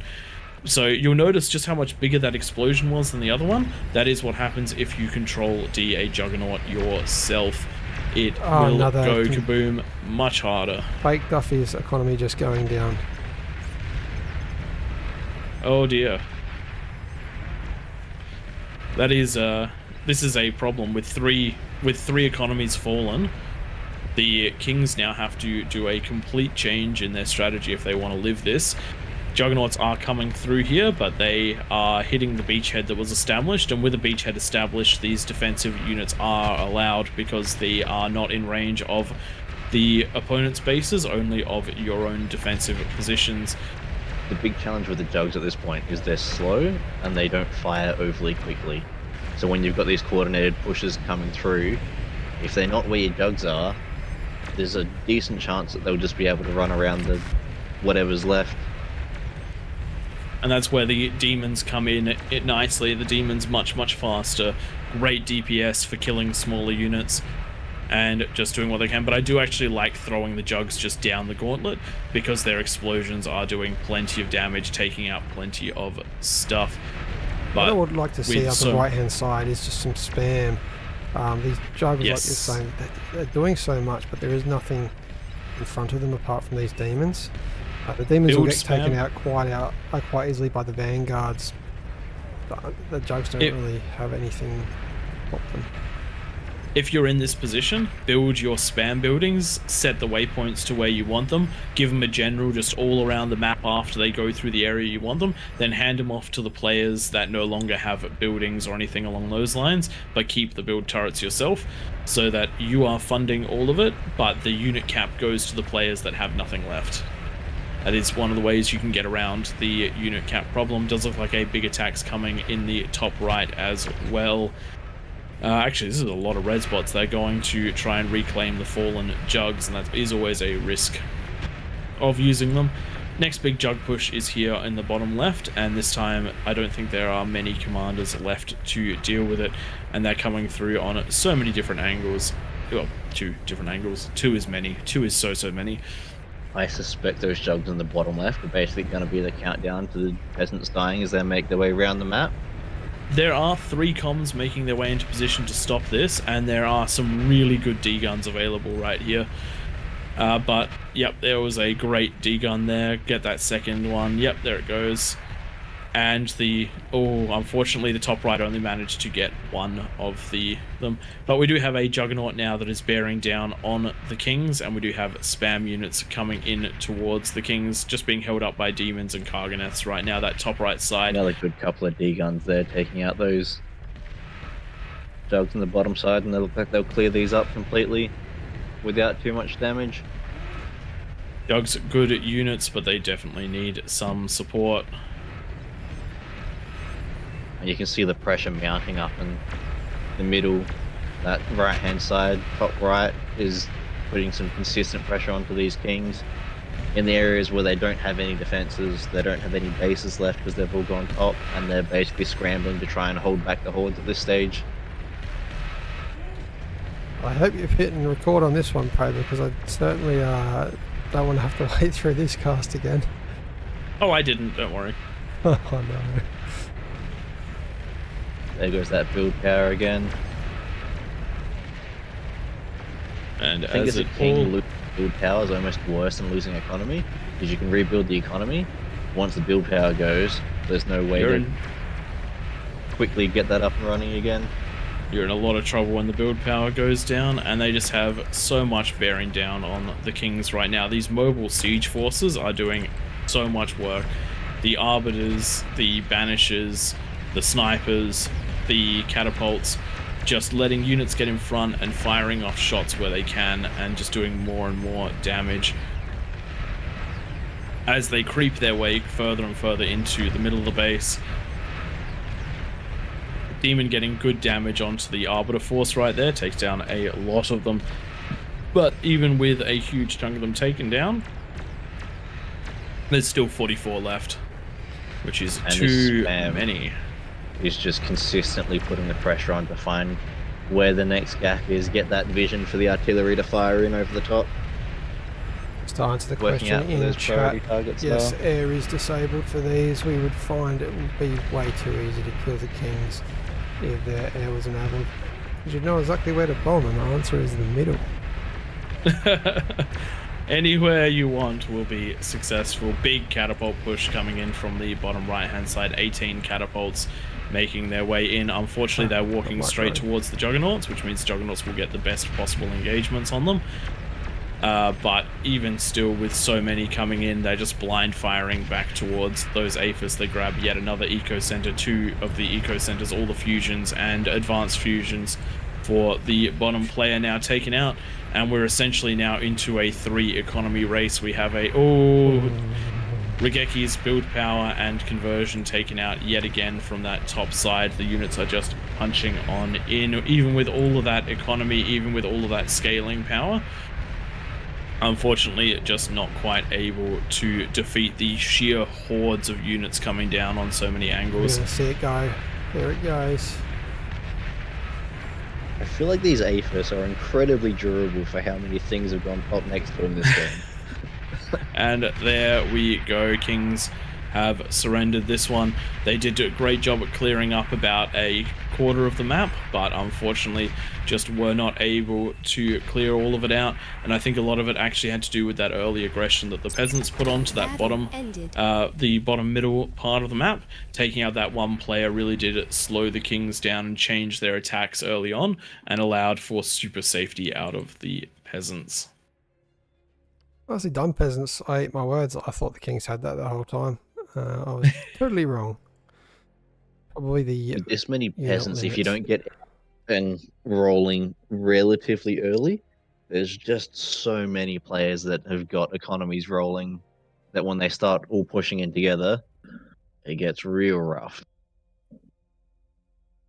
Just as a point of interest, the damage efficiency of the peasants was 130%. I can't actually see the damage efficiency of the kings. There are too many players on that one. Let's start queuing up for the next one. Let's have a look at what people are saying in chat. Where did the 3v3 tournament go? I do not know. Will they start faction wars finally? I do not know. It's been playing. I thought Factions Wars or the 3 games were on earlier today. I don't know, I could be wrong, but I know that the lobby was named that prior to us coming on. Not on at this time of the day. I think it prioritizes Europe, USA time zones. Got a discussion about grid keys in the chat. We've got Twig, who is a grid keys player, and myself, who is not. I run a big enough screen that trying to use the grid key interface is more annoying than it is helpful, though I also play very relaxed and don't rely too much on my keyboard. If I did, I'd probably swap to grid keys. Comment there from Tractor King asking about metas that we've seen come and go with King of the Hill, which will be an interesting discussion point. Yeah. If you ask Duffy, he is the meta. No, it has changed over time. We did see last week probably the new meta for peasants is just simply build units at the 8-minute mark and just everyone attack, and the kings usually don't have defenses for that many at once. It is a risky move though, because if you don't win off that first wave, you probably don't have the economy to scale and then defeat the T2 that I'm sure the kings would have at that stage. That's currently the meta for peasants. Meta for kings, you pretty much just saw it. Good scaling, good amount of units. Unfortunately, capped out by the number of players. Now the lobby is a little bit smaller. We should see a better balance with a less of a lack of unit cap. I don't know, Tom, if you want to maybe start getting the next one sorted so that we can have some more people play as kings, some new kings potentially. If we could rotate them out. Getting that sorted. And Raptor Crater is not the only map that we play on. We also play on Throne and Claymore that you saw at the start of tonight. So Claymore's got a bit of a meta for kings where you can get 2 fusions up and a bunch of build power, so that you're spitting out spam and either welders and snipers, or sharpshooters I should say, or fiends of your cortex. That seems to be the go-to at the moment for Claymore. And Throne. Throne's a tricky one. I've not seen 2 games that are the same from Throne. That's just all about teamwork, Throne. Trying to work your way up the cliffs and using spiders, Karganaths, stuff like that.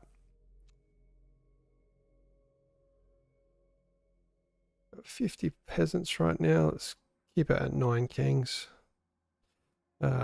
Question there, where can we see the live stream? It's on the official bar, Discord and YouTube. I am trying to find a link to the official. I could probably just copy it off my screen. There we go. We're also live on the AllReasonNoLogic channel as well. Yeah, if you want to see a player's perspective. Drop those in there too.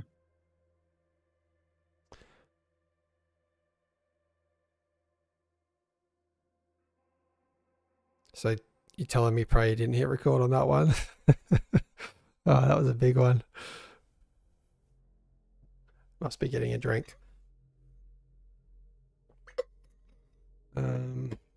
We do pick the best game from every week and throw it up on our YouTube. And I reckon that one that we just saw might make the cut. Obviously, I thought it was going to go in the favour of the Kings, and the Peasants ended up taking that one out. And it's first ever plus 100, sorry, more than 100 players in the game, which was massive. And to answer your comment, James, yes, we thought that it was going to be a king win as well, but the D guns were just too powerful. With every D gun, you were losing, and you were losing 29,000 metal on the Kings team. Well, it is 29,000 for a jug, isn't it? Anyway, losing a lot of metal per D gun that was successful. And so without the spam, those jugs were just super exposed and went down to the power of the comms. If there was a greater unit cap and there'd been able to be some spam to show the comms before they could walk on through, I think it might have been a different story, but as it was, that was very well played by the Peasants. That greed certainly paid off for them this time. What are we thinking for the bonus this time? Do you want to leave it about 50 odd? Oh yeah, I was just putting 55 on everyone. Depends how many we get. It's still filling up.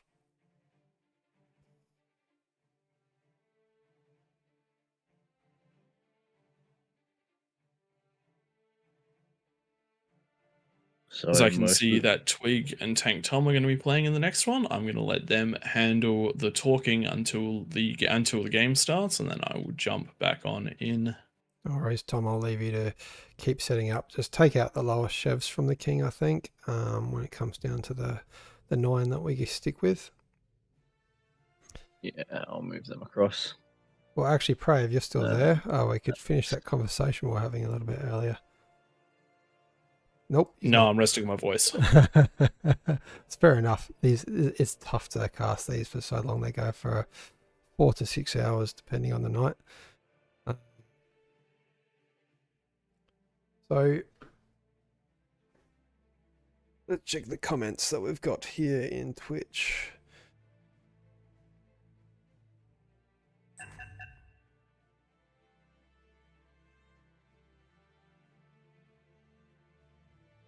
Few chats about the Discord. We do have channels in the AllReasonNoLogic Discord where you can talk as peasants and kings. Also, just jump on the Beyond All Reason Discord if you so wish. And I would definitely recommend getting on with friends if you're peasants and you're playing in those corners. Do that communism eco. We didn't see the best communism eco out of the peasants in the last game in the corners. Quite a few T2 labs when you want to just get the one out to start with, and then build up those ecos rather than everyone building their own T2 lab. A little bit different for the kings. You do get the bonus medal off of claiming the labs, as long as you don't abuse it. Anything that looks like a standard build order, we're happy with. When you start doing non-standard shenanigans, that questions get asked, well, realistically, it's where things start getting removed. I think we should be good to go once everyone ready's up. Yep, put a ring out there for everyone.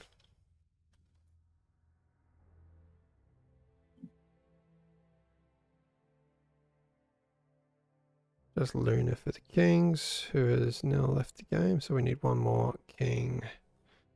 Duffy just letting everybody know that that cookie dude is a noob and that he could solo 100 players, no worries.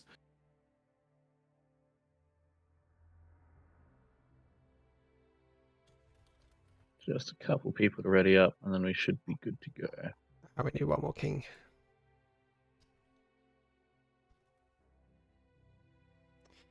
Thanks for posting the rules there.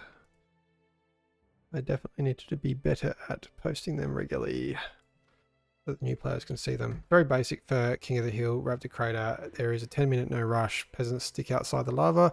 Kings stay on the inside of it. That lava will disappear at 10 minutes. Shout out to Chronographer, one of the AllReasonNoLogic members who set up that lava. Some nice tweaks. And he's also set up the recent update to the game, which sees lava tides. It's quite fun. I've played a few games on it, and there is a short that we've released showing you how to set that up. So go over to AllReasonNoLogic shorts to check that out. And have we got our 9th king? The other rule, Tom, if you can just finish setting up the kings there, is no structures that can reach the king's economy. So you got those mexes near the edge. Don't build any agitators, rattlesnakes, or the like that can shoot those. You can, of course, kill anything with units that you want. Looks like we've got a number of new players on the Kings team this time around. So we'll see how things go. Makes me nervous. I mean, I have seen a few of those names. Mr. Fekri last week had a good game coming with him in the corner, and I ended up being the player that killed the Centurico with just some ticks, thanks to his help. All right, let's kick things off. I think I see a lot of green ticks on the screen.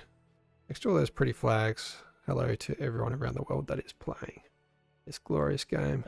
Got one that's not ready.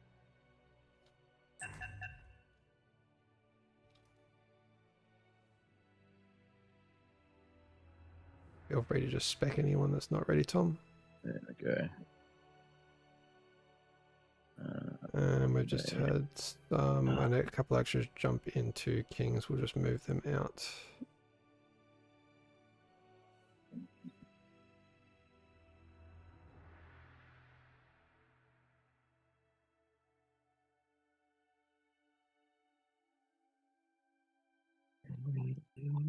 Okay.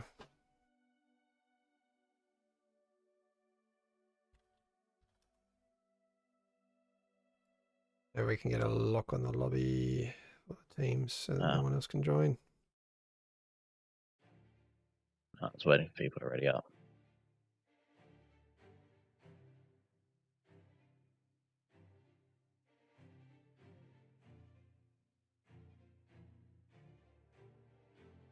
They're all green ticks.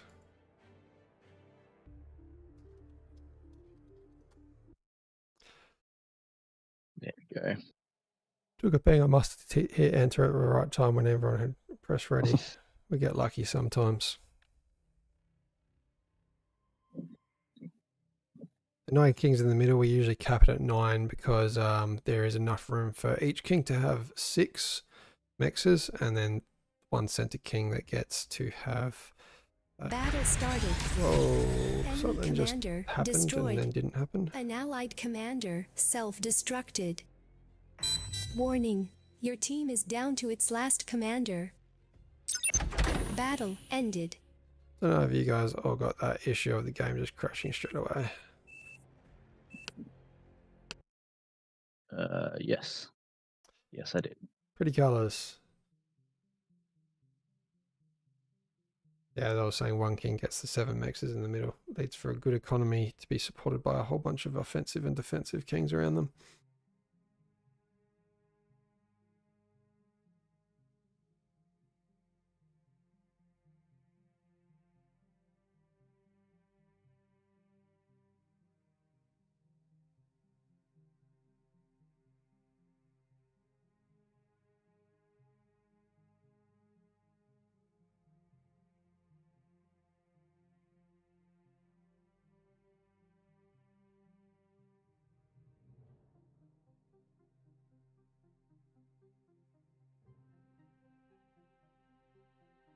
I think we should be good once everyone makes it back out.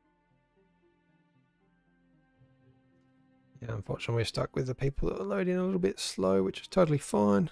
Just means we're sitting here with our thoughts while Twig forgets to speak because he forgets he's on a stream.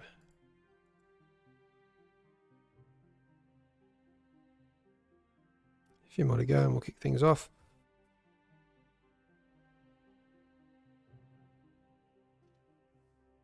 When you end up with this many players, you run into the struggles of human nature and some of those sorts of things. Trying to organize this many people can become difficult.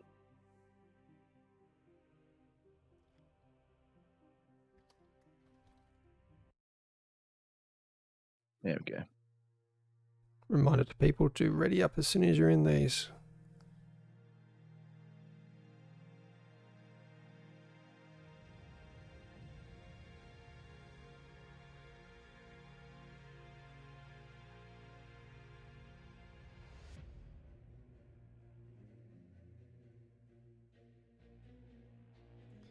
For anyone wondering, these are on every Sunday.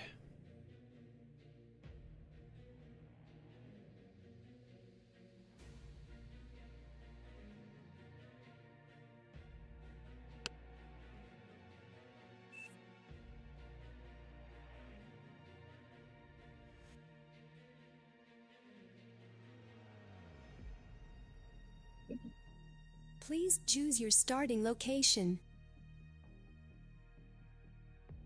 Okay, so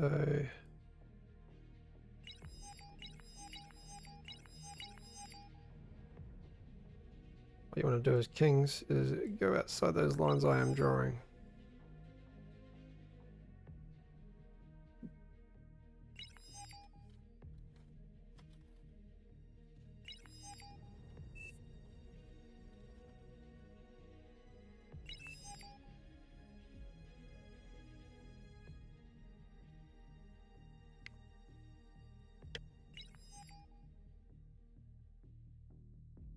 Alrighty then, ladies and gentlemen.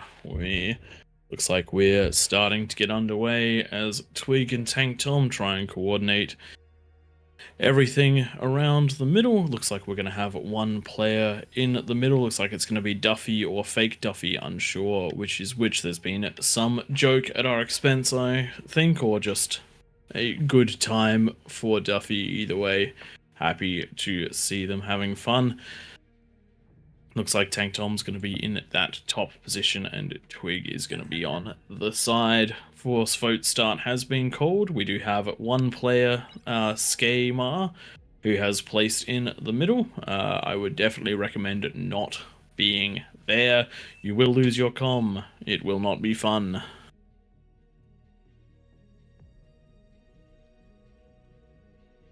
Looking around the map, we're at a much more reasonable sized game this time. We have 9 versus 69. It's probably one of the best number of peasants we've had to date, not by volume, just by sheer number, if anyone else catches my meaning. And that means we're going to have more spots than there are. We're going to have more peasants than there are spots, which means that sharing that eco is going to be super important. Looks like the force vote has started. I'm going to clear up that mess. Battle started. I'm going to get into this. Tank Tom and Twig, good luck as the kings. But I'm going to have to ask you to get out of the channel. Otherwise, you'll drag us out. hear exactly what is going on with the game.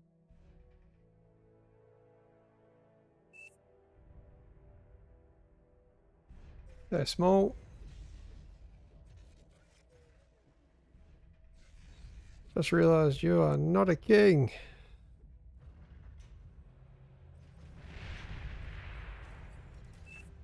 Even me, Tank Tom.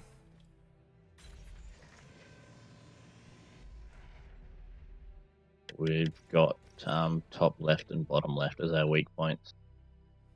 Top left, bottom left. Okay. Lucky Duffy is each side of them. By Duffy, I mean the orange player. Hmm.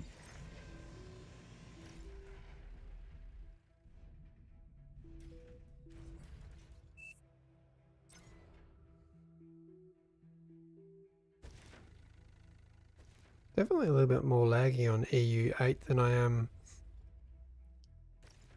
previous weeks.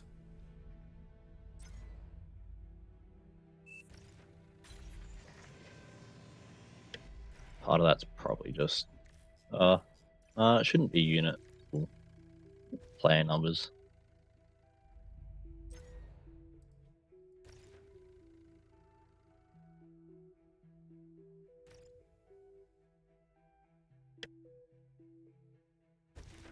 Try and get a neat base set out this time. Yeah, that's always fun, isn't it?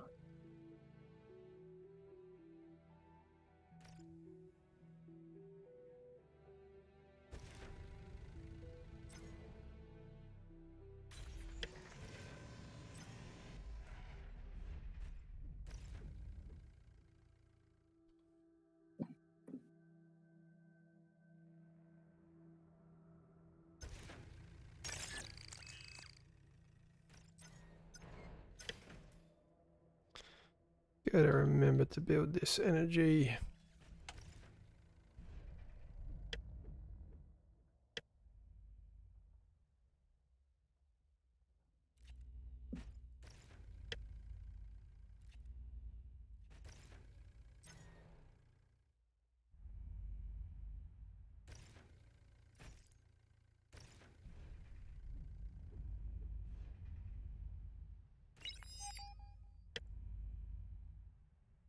Enemy commander destroyed.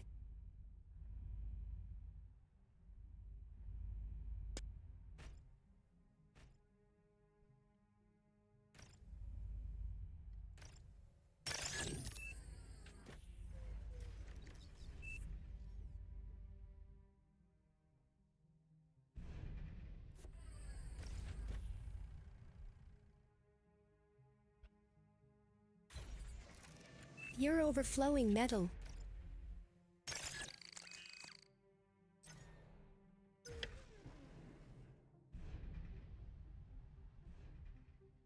An allied commander self-destructed. Enemy commander destroyed.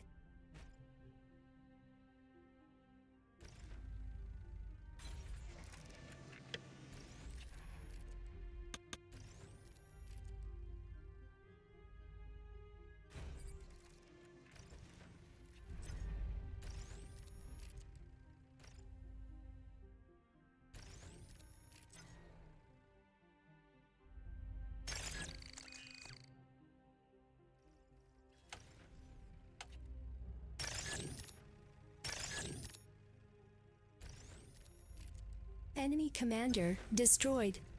Enemy commander destroyed. An allied commander self-destructed. Enemy commander Yes, a lot of destroyed. dead comms.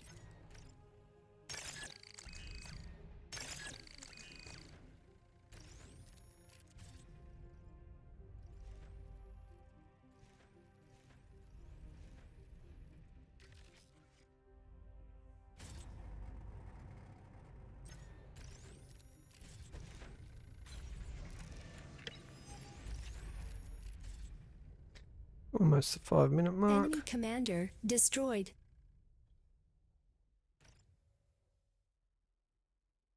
Low power.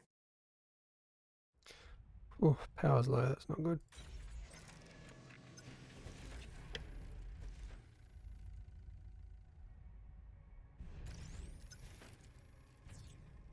Enemy commander destroyed. Enemy commander destroyed.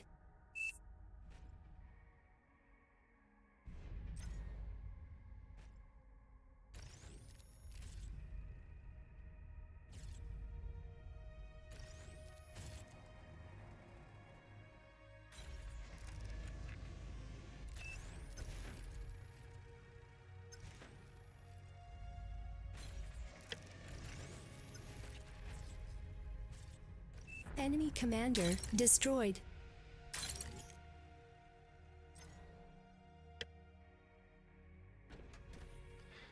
Six minutes. Enemy commander destroyed.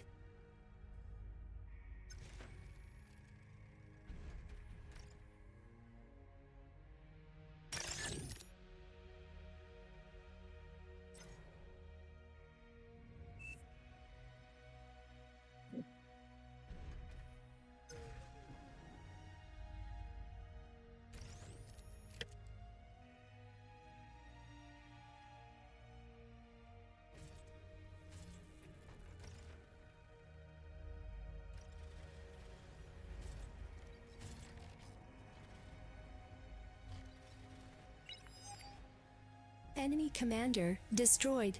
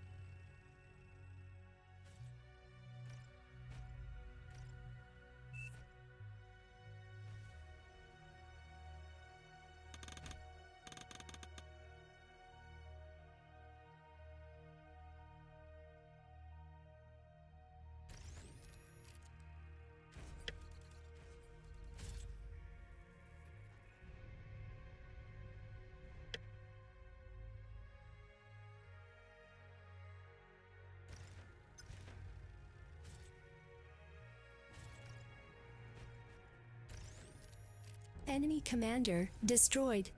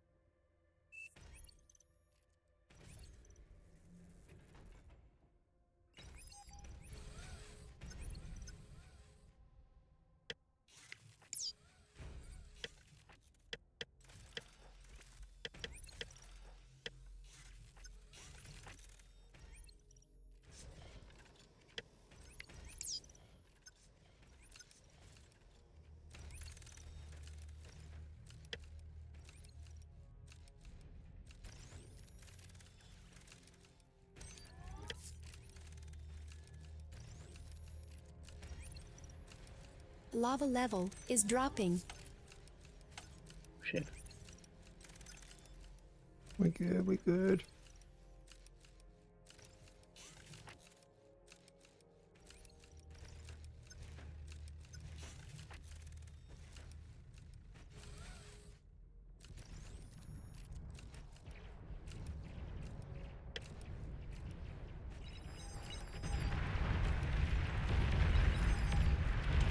Holy moly, there's lots.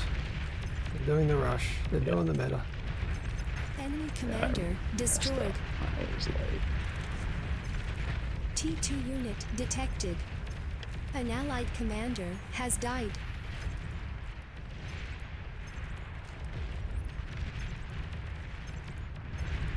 Dead. Sorry. Can't get my face. Fuck. Thought I had more time. Oh, you lost 2. Yeah. No.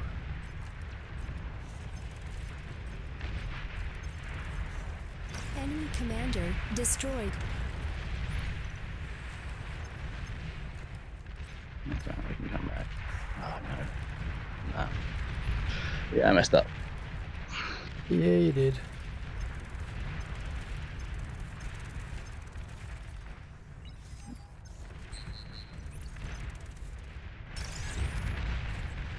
Okay, new stuff. Enemy commander destroyed. Enemy commander destroyed. I went to reading.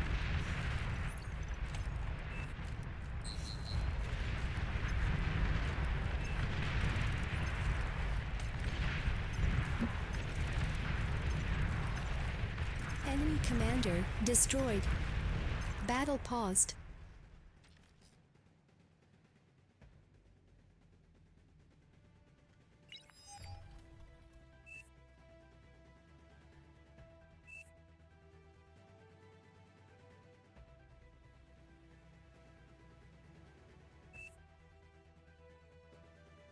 Battle started.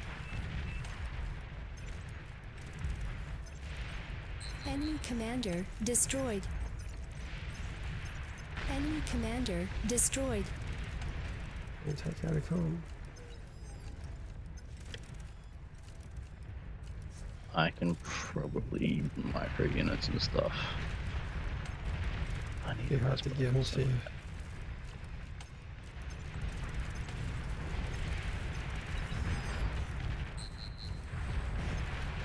Enemy commander destroyed.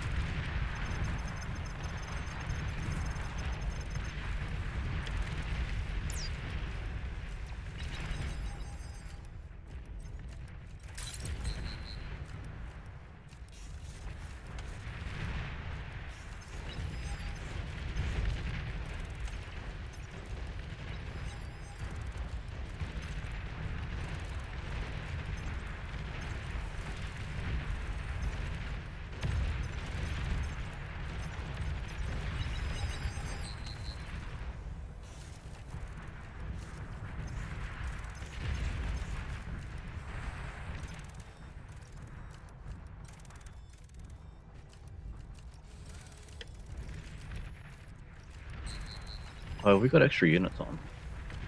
Yeah. I didn't realize that either.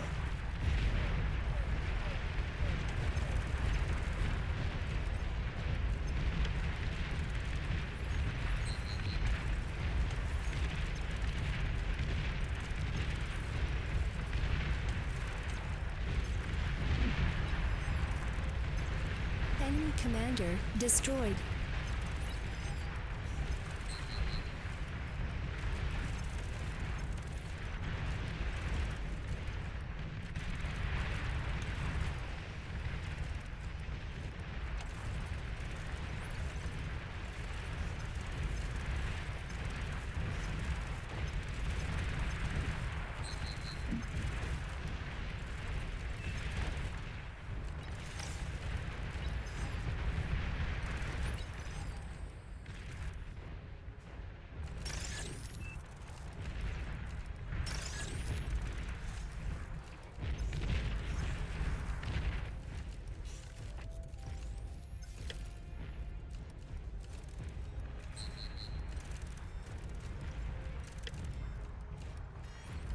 Enemy commander destroyed.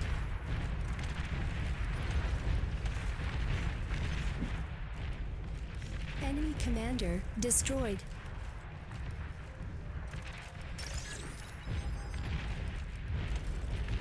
Enemy commander destroyed.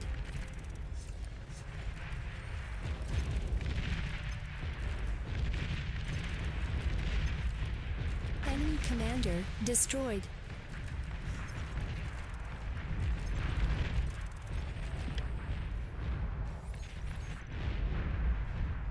Oh, great, I'm at unit cap. Oh, damn. Give some to me, I'm not. I can just throw them in the direction you want them to go. What I'll commander do... destroyed. Enemy commander destroyed. It's a waste. Enemy They're commander dead. destroyed. And you can dodge you around with... Why don't you restart? Oh, you are. Keep your I am. eye on your lane. It's alright. I was gonna say, if you want, like, if you're at unit cap and you Stealthy just need units things to be detected. Yeah. heading in a direction, Definitely. if you gave them to me, I can throw your spam line in the same direction it was going. Enemy commander destroyed.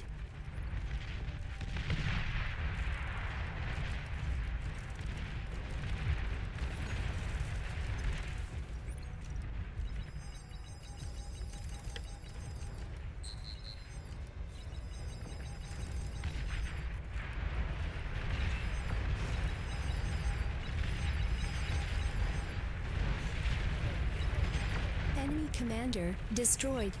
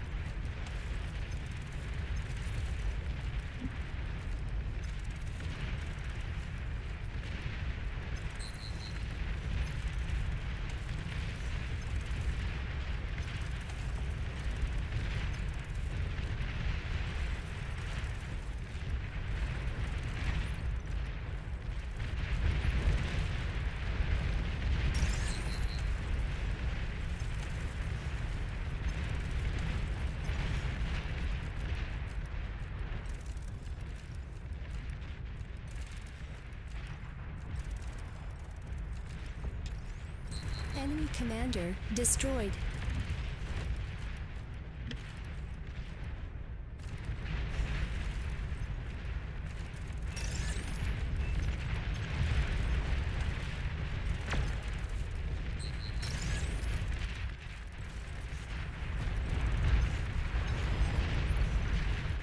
Enemy commander destroyed.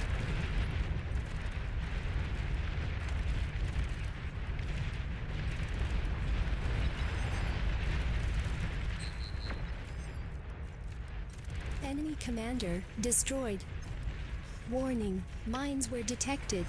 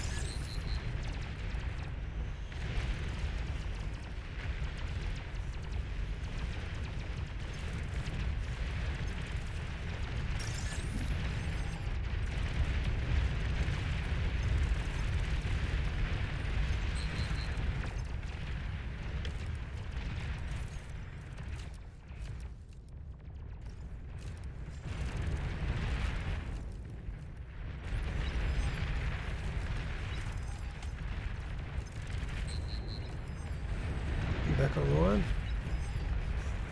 I'm getting there. One thing at a time.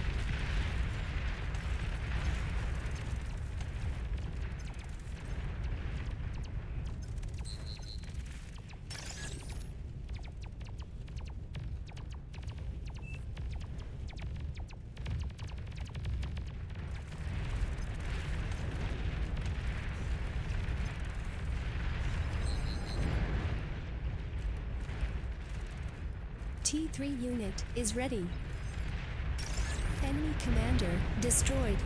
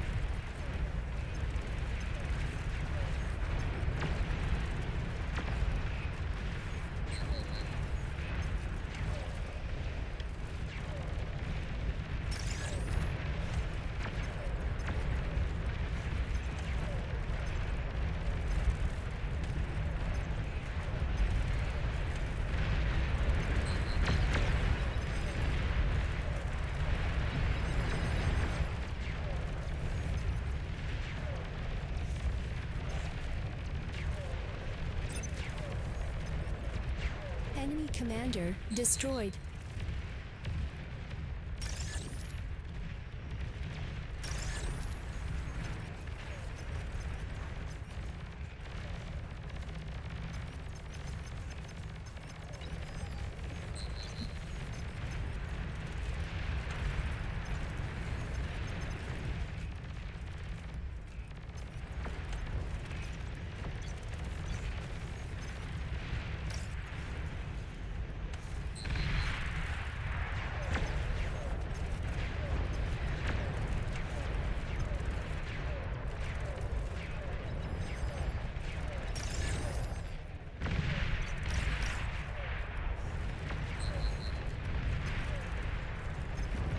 Stealthy units detected.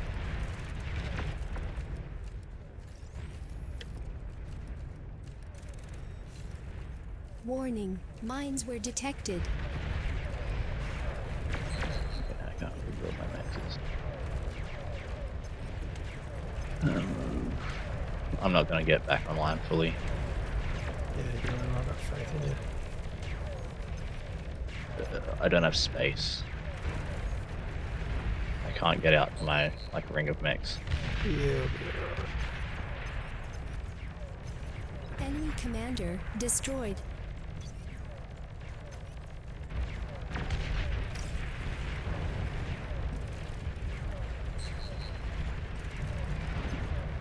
And I just don't have the metal production for it. I'm still on 36 and I'm losing units without.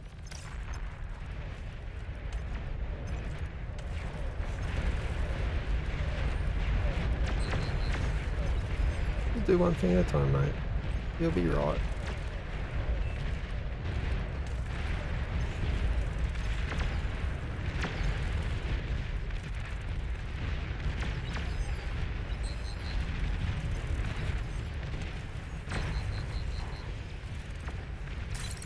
An allied commander has died. Yep.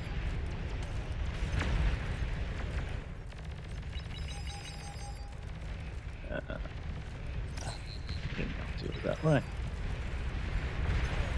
T3 unit detected. Oh, it would have been a stealth something. That's right. Build power.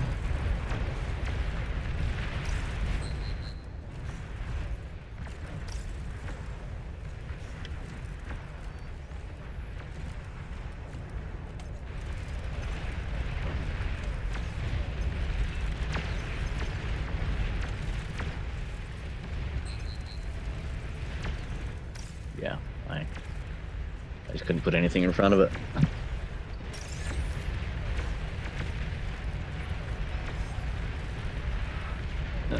I'm seeing plenty of space. You can pretty much take all the wind that's in the middle that doesn't ask for that wind from... I've got nothing. I've got a single Yeah, constructor. ask for the eco player. I Yeah, need the to stream build doesn't that want to hear right now. complaints, I'm sure.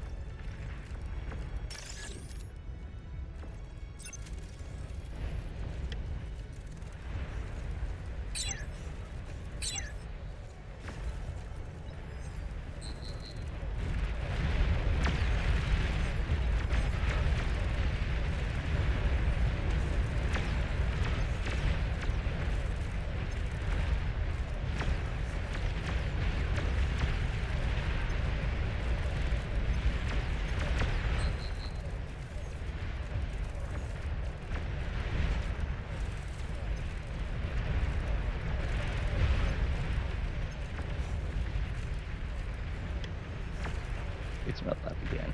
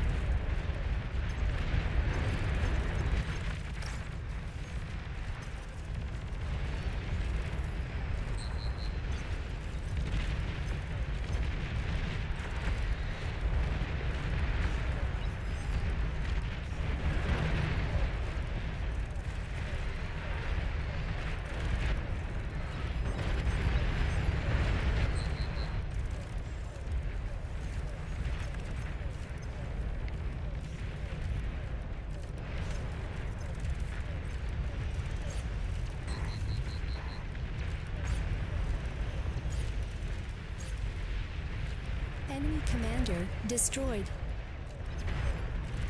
You're overflowing metal.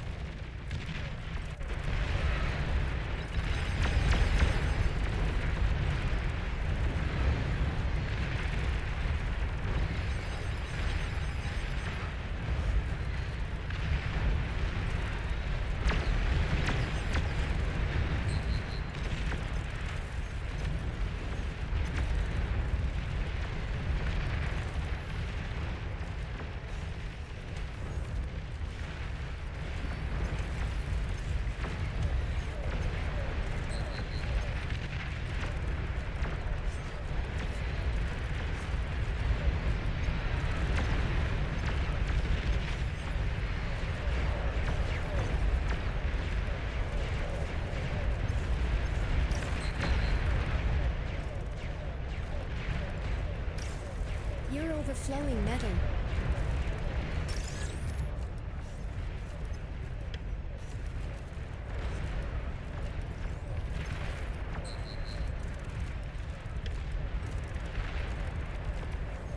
An allied commander has died.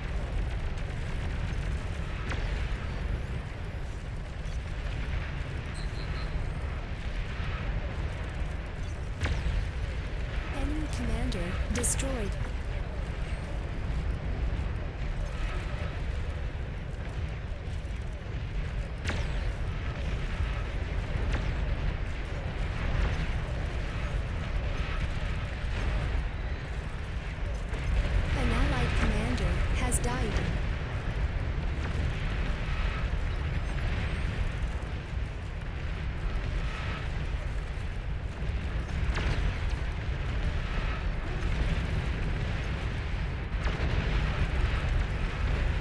Enemy commander destroyed.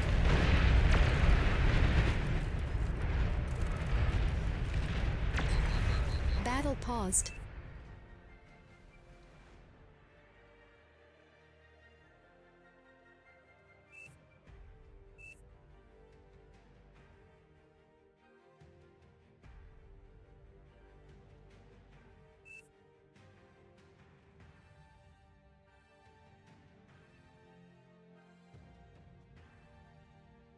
Battle started.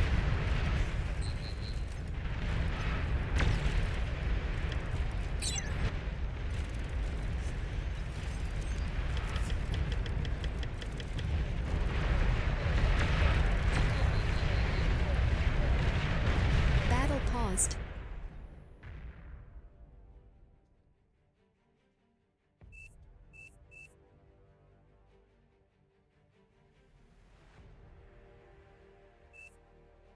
Battle started.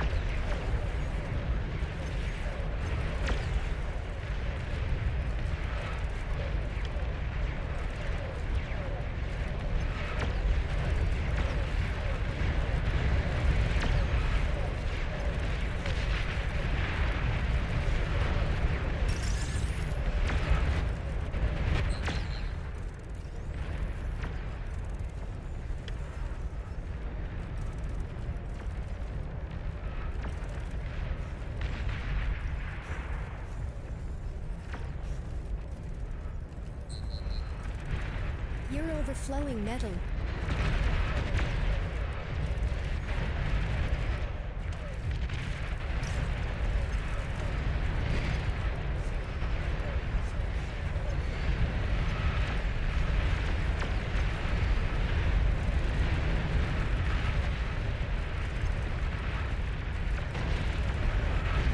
Enemy commander destroyed.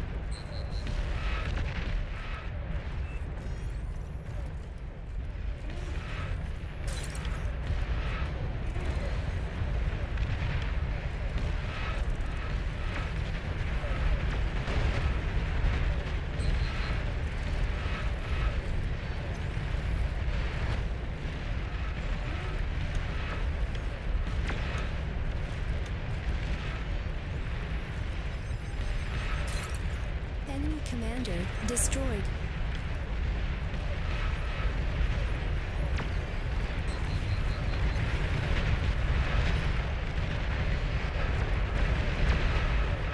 Stealthy units detected.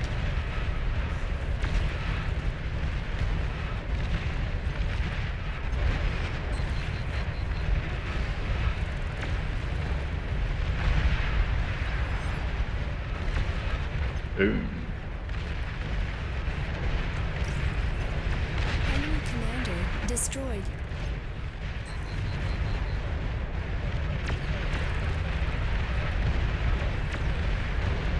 Your commander is heavily damaged.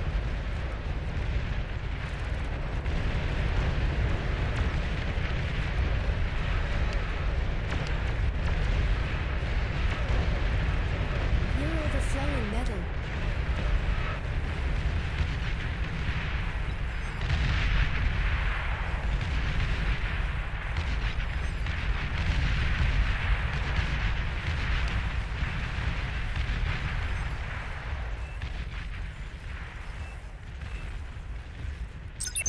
Battle ended.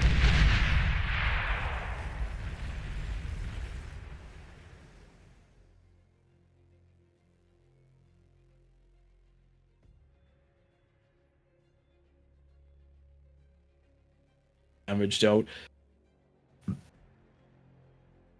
Metal produced, you can really see the kings that focused on eco doing very, very well, and some of the peasants managing to match some of the kings. Looks like Tank Tom and Twig have jumped into the chat. Tank Tom, you got very, very messed with at the start and were unable to, and struggled to get back into get going the game. again. I was living off overflow for the rest of the game after that 10-minute mark.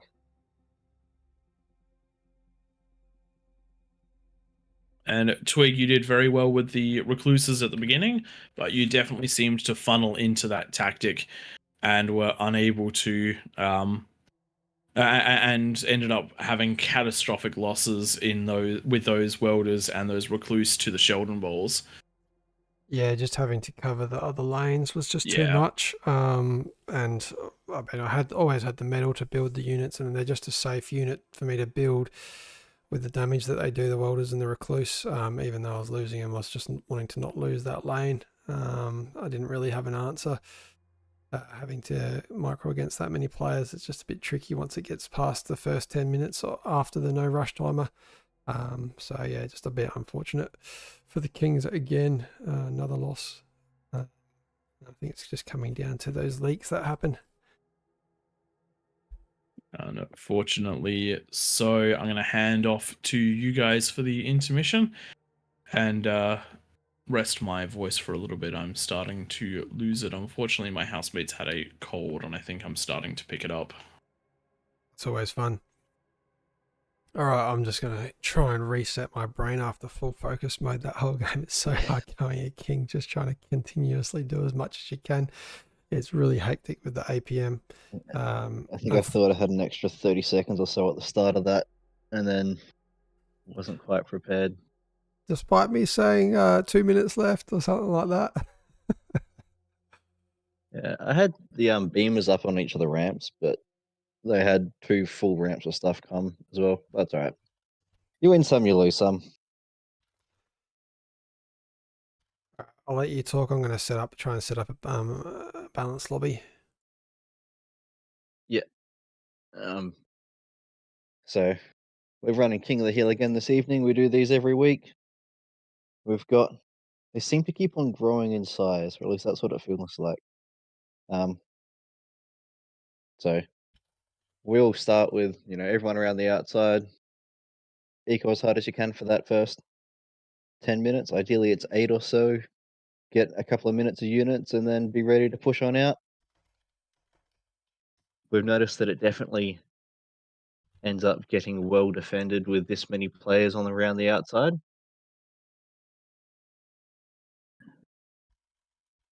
But we've definitely had some solid games both ways this across the time that we've been here.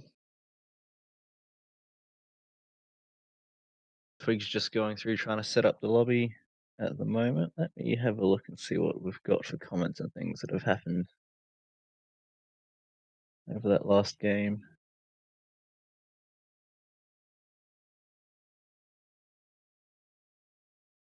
Yeah, it does go a bit quiet when we're busy trying to focus on what we're doing. Tom, maybe you want to jump into King again, unless you're a bit too flustered after that one. We got Regeki and Outlaw down there. That's going to look quite healthy. Can jump back in there if you need me to. As soon as I said it, these good experienced players have just jumped down, so that could be a real difference.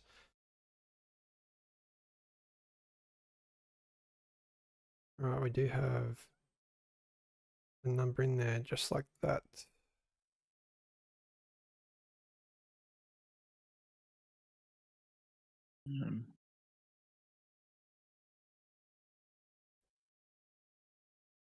Yeah, those incisors pushing in at the start definitely did a lot of work.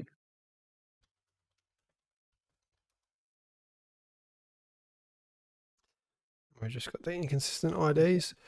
We've got one or two more of these people, so make sure you jump on in if you want to experience it.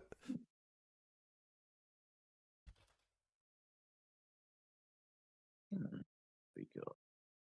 I'm just looking at the IDs. We've got 2 10s. What is the command for that?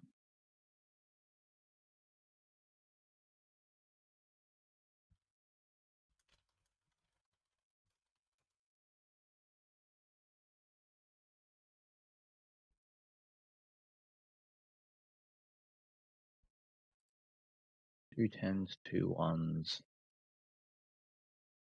I think that should be it. James Leo, first time playing the Cortex, and oh my goodness, the catapults made me feel like I was launching so many Katyushas. Not too sure what Katyushas are, but those catapults definitely do damage. They remind me of the Calamities from, what was that game? No, sorry, not Calamities, the Calliopes. Calliopes on the field from RTS World War II game. I forgot what it's called. Oh my goodness. Tip of my tongue.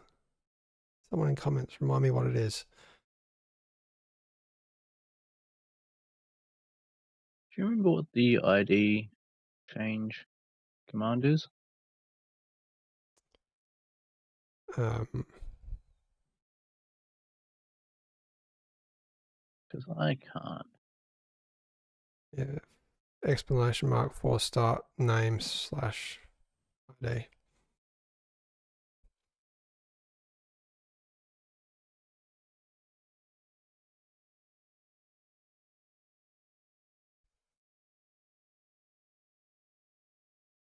If you want, Tom, I'll sort it out and you can take care of the speaking. Yeah, so we're just going to try and sort out those couple of IDs. I think it was 1 and 6. 1 and something. And then we'll be good to go again. Once everyone else readies up and finishes downloading their maps as well. I'm still trying to get back to where we're currently at after that last one of being on the back foot the entire time.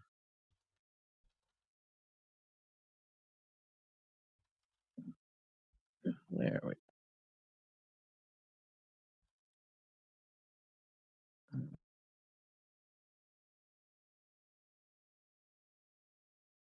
There's still 2 1s. That's right, I'll sort it out.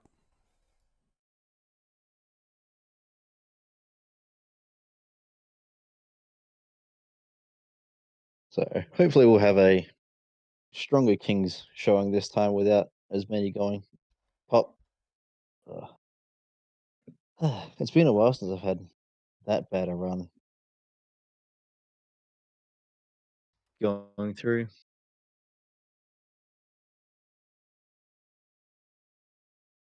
You did a good So- job getting the spam up, but one of the things that I definitely have recommended doing, because there's such a limit to the unit cap, I would have pulled some of your stuff back and built in the middle behind Twig, like in between Twig and Red Duffy, because the game went on long enough that you could have re-established yourself with a couple of APHIS.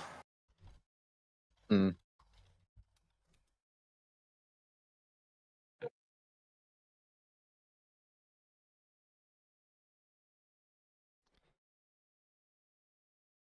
Yeah, it was definitely a struggle.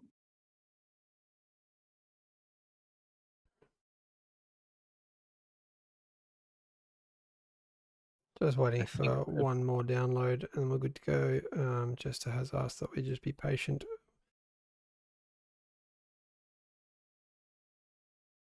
Give it another 1 minute and then we'll kick things off. I'll just post the rules, but just to go over them. Very simple for Eruptive Crater. There is lava around the edge of the center ring. There is no crossing that line for the first 10 minutes. Kings on the inside, peasants on the outside, and no structures allowed to hit the enemy eco at any point. You might have seen the last game, I got a little bit grumpy with the Junoing of my base. My ticks were the main defense that kept everything away from my base, and as soon as those Junos hit, that's kind of about when I fell.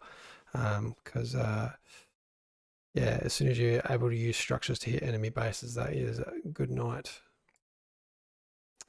And we will lock this one up and get going. I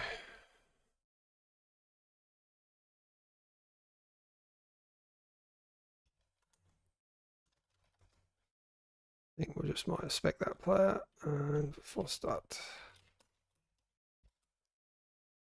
There we go.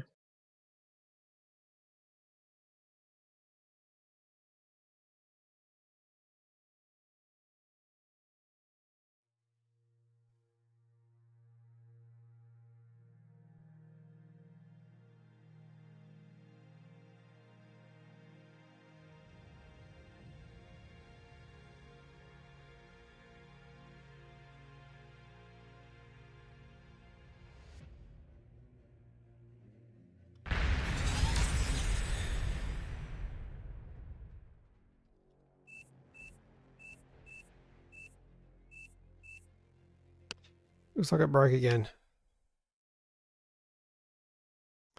That it did. What we might do, Nightmare, is just put a lock on the teams.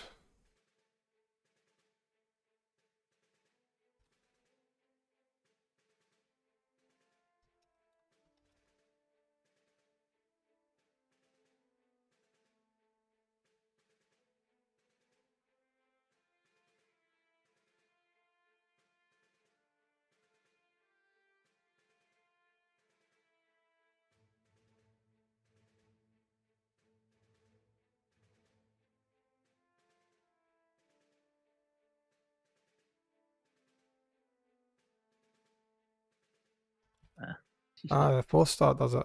It's odd because my last force start worked. I think it's if we both do it at about the same time. Oh, you did it. Yeah. I thought I said I was setting it up. All good. Sorry about that, people watching. I'll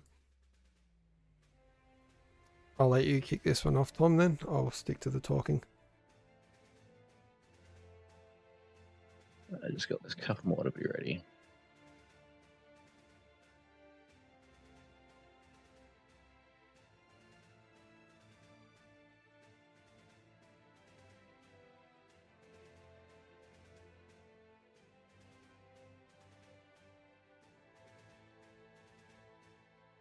Seeing a few of the regulars down in the king's position right now. Some high OS in there as well as a mix of mid.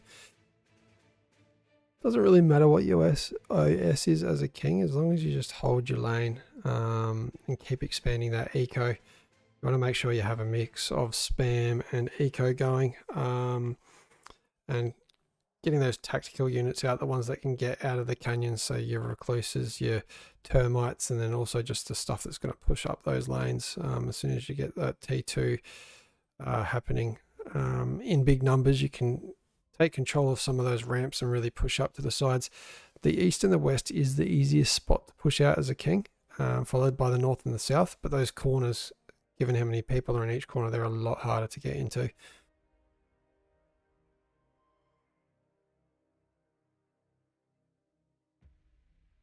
Depending on how long this will go, might be our last or second last game of the night. We've got Regeki back in the middle. That seems to be the meta. Peasants, remember to start on the outside of the lover.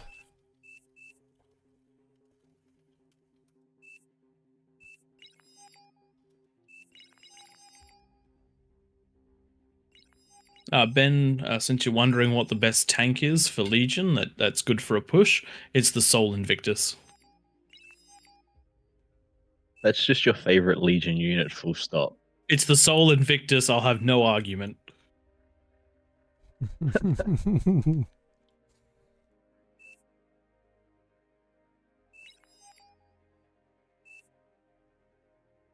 Yeah, when you can get to the Soul Invictus, they're definitely good fun. First unit. No, you at least need to build. You construct a T2 lab, T2 builder, T3 lab, then you can build it. So it can be Unit 5. I still get the sleep timer if I build all of those things.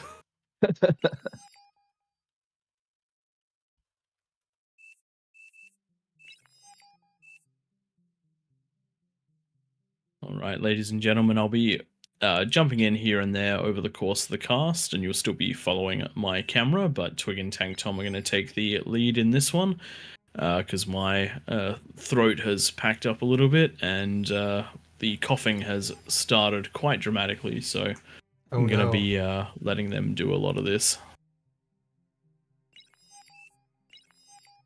We're still on our come downs from the APM stalls that we hit last game. We'll do our best to increase our words per minute in lieu of that. Yeah. Better smash out a Red Bull and get yourself off to the races. Give yourself some wings, whatever the old slogan was. I'm absolutely confined to the room I'm in right now. If I wake up the baby, I won't be returning. Not out of choice, but out of being dead or alive. One day, Twig is just going to be absent from the stream, and we'll never hear from him again, and we'll all know what happened. He played one too many video games. At the start of tonight, pray now that we're back in the same channel, and I jumped in a couple there. We're talking about your road to OS 25. It's the series we've been running on our YouTube. That's AllReasonNoLogic. Where you've worked your way back up to, up to OS 25, which is kind of at the upper end of the mid and low OS lobbies. You see quite a few of those lobbies out there that are capped at either 20 or 25 OS. So that was your goal, to hit that, and you got that in 16 episodes, about 20 games. And just to continue talking about this as the 10-minute no rush starts to happen. So you recorded every win along the way. Are there any of those games that really stood out to you, or like types of games, kind of how the game went, that really you felt best suited your play? I think that there were two critical games. And I think that my journey from that point onwards got a lot smoother. So the first one was in, I think it was Red River Rapids or something along those lines. It's the map where you've got two sides and they're completely split by water. Yeah, Red River Remake. And yes, Red River Remake. I felt I'd made very good decisions on that, if not perfect ones, and I transitioned into a good mid-game attack, a good early game defense, good ecoing, but in particular some very strong decision makings, building the right units for the right situations, and then pushing across at T3.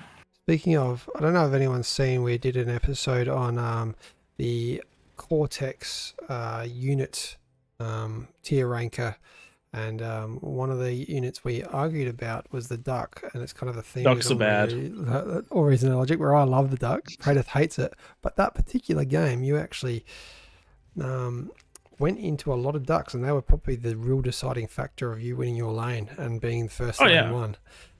They have their use. I can still have the opinion ducks are bad, but even a bad unit in the right situation is a good unit, and the right situation was the fact that I had 50 ducks and they didn't have anything that could shoot things underwater. That was the situation.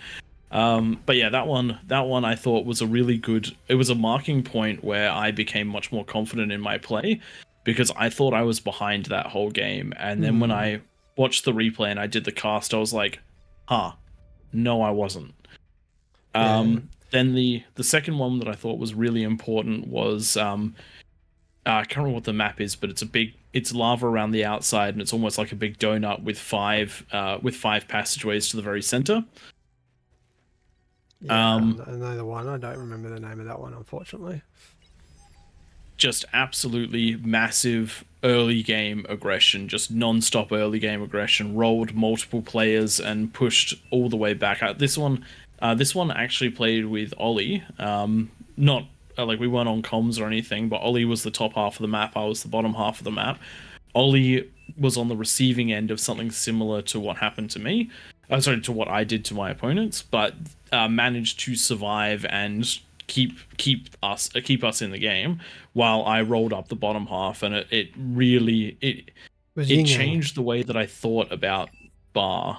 Yeah, one thing that really stood out to me for that game for you is you went I think it was Cortex vehicles, and you went a good mixture of artillery and long range, the lashes, and you kept repairing. Like, you had the same army at the start of the game as you did like 25 minutes into the game. Yeah. Almost every unit was still alive. You just kept repairing them with your commander, walking essentially with your commander as a mobile turret, and really makes a difference. The big important thing in that one was that my front line kept dying. So I was building 2 front line for every siege unit, but my siege units always lived. And so by the time we were 10 minutes in, I had, I think, like 10 or 15 shell shockers and whistlers. Yeah. And that's very hard to push into when you've been trading efficiently. But anyway, that for me, that one was a really important game because I'd been playing a lot of like cheeses and a lot of like eco stuff. But this time I just pitted myself on the front line against someone else and won. And so then I started, from every game after that, I started doing things like early ticks. I started doing things like pushing grunts or pawns or whatever. Well, speaking of those early ticks, you got really good at that. And I think to get to OS 25, anyone can really get there if you are consistently really good at 1 or 2 things. It doesn't really matter what they are, whether it's eco or... Oh, we've just got some rules being broken. No, that's all right. We're all sorted. Yeah. We're fixed. Yeah, whether it's eco or whether it's, in your case, early raids and good micro of the units, as long as you're good at 1 or 2 things, you can usually get to about 25 OS before you have to start getting good at everything to get up into those 30s. So yeah, it was really like good improvement that you added those to your game. Also, you started playing Armada, which was a bit newer for you. Previously a Cortex player. Funny story about that one. There was a patch that changed the grunt and the pawn, and I don't know where I think it's still like this. The pawn is just so strong at the moment. There's no point in playing, if you're gonna go bots, there's no point in playing Cortex, because the grunt is just so much stronger than the... Yeah. There was a little patch. Sorry, the pawn is just so much stronger than the grunt. They did change it a little bit so that it was slightly more even, but even still, I'd build power. But that was offset just by building simply another constructor to assist the lab. And you know, I'm talking about this from a low OS point of view. The big call for how that's going to go is going to be in the next big tournaments and whatnot. But I do think that right now, if you're doing something similar, you want to get your OS up, get very good with Armada bots, because you can trade efficiently against everything using pawns. Yeah. Obviously, the series was about getting to OS 25. How do you think the OS system compares to other RTS ladders? I mean, I haven't played a hell of a lot of RTS, bars being my first one that I've consistently stuck at, but does it feel like a fair representation of skill, this OS system? I know we start at about 16.67, and then you fluctuate up and down depending on your wins and losses, of course. I think the system is just fine as it is. I've done StarCraft, I've done League of Legends, I've done many games that have good balancing, and this feels reasonably good. The thing that is worth noting is that we spoke about this a little bit earlier about how 25 is a milestone. I think it would be good if OS had a breakdown like 0 to 5 gave you a wood icon. 6 to 10 gave you a bronze or something. And then all the way, and like the brackets can get bigger and bigger, but a big shifting point is if you're below 10, it means that you've probably got a long way to go, or you've had some really bad teams. If you're above 25, it means that you're mostly playing in high level games. And I think that I think there's certainly some like a graphical or a categorical identifier for that. I think would help people just understand a bit. I also think that I'd also love to see some, like, they've got the scenarios. I'd love to see some scenarios which are specifically about building eco, specifically about building a certain amount of units in the first 5 minutes, something along those lines. I'd love to see a just scenario where it's like you've got a time limit to go and win a typical lane. So it Yes. forces you to like use aggravators or rocketeers to go and push, otherwise the time expires Yep. and you lose, because so many players Yep. get in that habit in those low lobbies of get to halfway, put down some LLTs. Okay, now the LLTs start getting outranged by rocket bots. Oh, let's put down some wardens, etc., some long twin guards or Yep. some beamers that outrange them, and it just becomes, until you get up to the agitator stage, it just becomes tower defense. And I feel that somewhat limits people's ability to climb the OS ladder, because they just get stuck into that mind. I know I've been playing some unranked lobbies lately, and some people really get annoyed because I go for really random tactics because people just don't expect them, and that really makes a difference sometimes. Yeah, but overall, like, I think the system's doing just fine. Yeah, I would rank myself at about an OS 25 player. I'm not good enough to be an OS 30 player, but I'm definitely an arm and a leg above an under OS 20. So I reckon it's doing pretty well.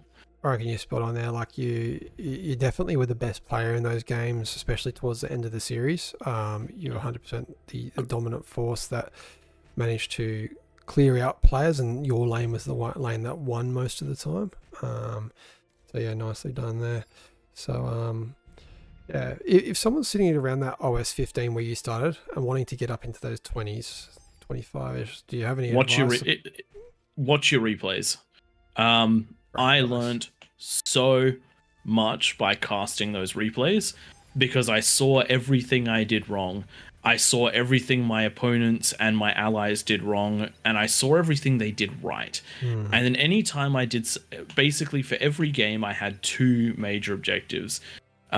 Fix something I did wrong, and do something someone else did right. And we've hit that 10-minute mark, so the lava's dropped away, and we've got some offense heading on in a nice tick push from the top left side coming in, but they're about to run into hoplites.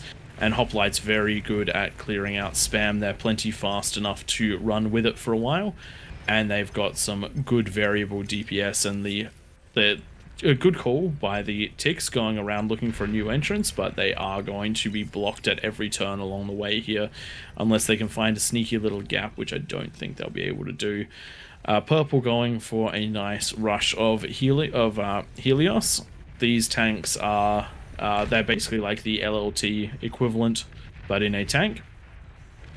Unfortunately, they're running into T2 gunslingers, so not gonna make it in.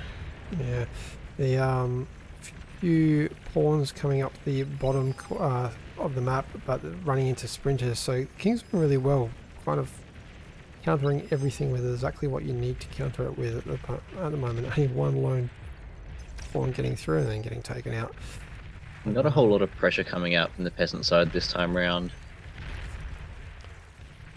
Just while the action is a little bit low, if anyone in the comments is happy to comment on this, did you prefer us talking about stuff during the opening 10 minutes that you've seen a few times before, or would you rather us stick directly to the game? Just let us know in the comments so that we can keep providing a good stream for you. Push coming out on this top right side. Looks like the units are massing, and they should be moving. There we go, they're moving up now. Oof, but Quite a number of units there that's going to do some significant damage, and with the static defense, they're not going to be able to punch through that line. The biggest thing that not enough. The biggest thing that happened here was that those incisors went at the 12-minute mark instead of the 10, which means that the rattlesnake was there, the extra beamers, the pit bulls. So unfortunately the window closed, and that can happen with just 2 minutes. Yeah, the 10-minute mark, it's often somewhat dicey as to whether everything's completed or not. Once you get to that 11-12 minutes, everything's fairly well settled. I'm liking the eco that the Kings have, even better than last time we saw the likes of Regeki in the middle. We're almost even on eco. Slightly less number of peasants at 70. Still an absolute horde though. Our last game was 69. Oh really? The one I was in the middle? Yeah. Yep. I was talking about the one where I was casting with you last time around. How was our eco at that same point in time? You were matching pretty well at this Yeah, stage as okay. well. Regeki is I think about 1 APHIS ahead of where he was last time. Yeah. But the other thing that's happened is you haven't had multiple players getting run in on. So, for example, Tank's Tom Eco was down by this stage in the game, which is a ninth of your players being down is a problem. Yeah. Pretty unfortunate there. Really got to make sure we get units up as Kings before that 10-minute mark. I usually say Kings can start at about the 9-minute mark, just getting out a whole bunch of units with the build power they have. That's usually enough time. If peasants want to go for a rush at the 10-minute mark, you really need to start building units no later than that 8-minute mark.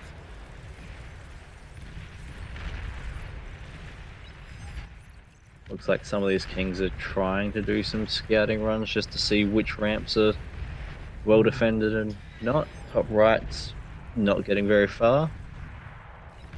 So everyone seems to largely be trying to set up at this point. Looks like there could be some pushes about to come in. One more of a stalemate. I do like what's happening at the bottom right. We've got a few Sheldons on the peak of the hill just trying to take out every turret.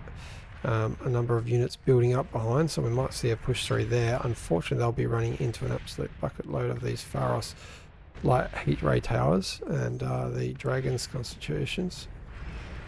If you end up in this position where you're struggling to deal damage, as much as we normally say stick to one lab, grab yourself a lab that can build you units that can go up the lab, and then grab yourself a lab that can build you some super long range missile launching unit. Send a spider up each of these cliffs and then plant 4 or 5 missile trucks behind it, and you'll get vision of everything, and they'll just drop missiles on everything, and completely cripple all of the high ground positions. Yeah. Ludicrously strong. So And we spiders going see up the top left. we see it happening at one ramp at a time. Try doing it to all ramps at once. See what happens. It's definitely, if you team up, by the way, if anyone's listening and you have a group of 8 or 9 people, you can send us a message on the AllReasonNoLogic Discord in advance, and we're happy to tee it up that the 9 of you get to go in. So feel free to go and practice some King of the Hill builds, and if you want to jump in on a Sunday, we're happy to set that up for you guys. Top right, the Kings are getting out. There's largely held by units, but there hasn't been enough. Spiders coming up over that hill Just as well. Down. So that's 2 comms that have just gone down up in that top left corner. Would love to see some units coming through behind to capitalize on that damage. That's a cool looking dog unit. What's that called? The Phobos. Phobos. I do actually really like the design of those. If you've ever played the game Mechabellum, they recently added a hound-like unit, and it's become one of my favorites. And I get they're very different units. Don't confuse what I'm saying, but I do always love the hound units, particularly the faster they are, the better. I don't know why I like this. I'm probably more of a Cortex player, but I do like Armada because they're just a little bit more fun with the fast units. Just even the Marauders, I just love getting some Marauders in early, like doing a Marauder rush and going down on the top left. The Solar Collector for the Legion, I just watched one of those fold up and unfold, and I think it may have been one of the coolest building design choices I've ever seen. The other thing with Legion's kind of like the real artistic package bundled into a team there. It's such cool units.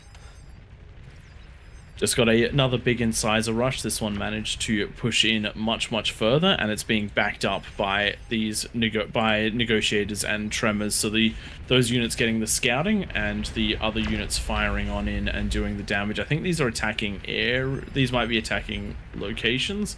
I know that the tremors definitely are, but with the negotiators now getting line of sight, having marked targets, they should do a good amount of damage. Great way to get that sieging going. Oh, some self-damage there. Ooh. Just with the negotiators shooting back down when a single tick got through. Yeah, you got to be super careful of that. Looks like we've got some stealth units making their way around the place. I just saw one of them killed right in the middle. Oh, could you imagine if they could pop all of this stuff in the middle? There's a couple of epic energy converters in the middle. Those things go boom. Mm-hmm. Does look like we've hit the 2,500 metal mark, and the kings and the peasants are still running pretty stably along next to each other. Certainly helped out by the... it certainly should swing towards the king's side once that epic fusion reactor comes up. Oh, the rat just went down in the bottom left. 2 commanders down with those explosions, leaving a single razorback there. Very nicely done. I wish there was a way that we could give the peasants and the kings an equal share of the unit pop, so 5,000 each. Things for the future. Certainly balance things out and allow for a lot more of the spam, but we do see those spam tactics continuing up the ramps. One thing that I wanted to say, so these negotiators have mostly been taken out by the rattlesnakes. If you position them here, right up against that cliff, it's very hard for them to be taken out. There's very few things that can fire directly down there, and because they fire their missiles directly up, it's no walkers for them. No walkers, no worries in Aussie. Did I actually say no walkers? Yep.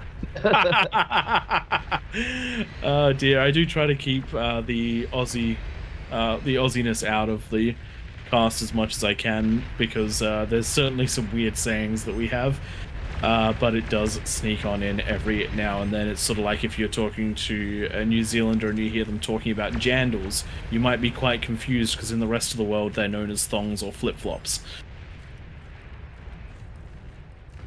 Outlaw Elite doing well with his commander down the bottom left to take out most of an army comprising of snipers. It's in fact taking all but one out.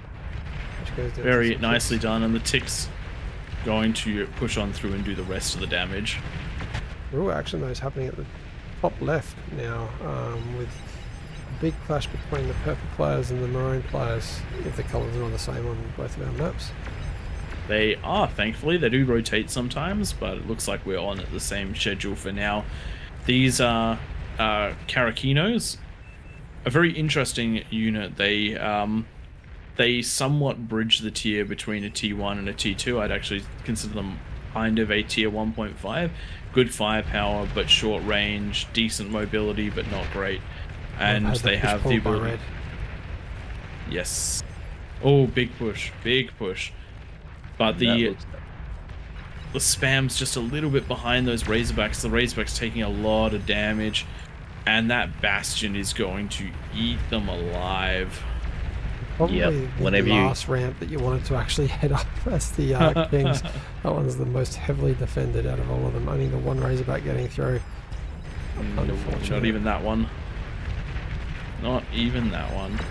Looks like Jug production is now online in the middle. We have 7 jugs either out or in production right now. We can see targets being marked in the middle.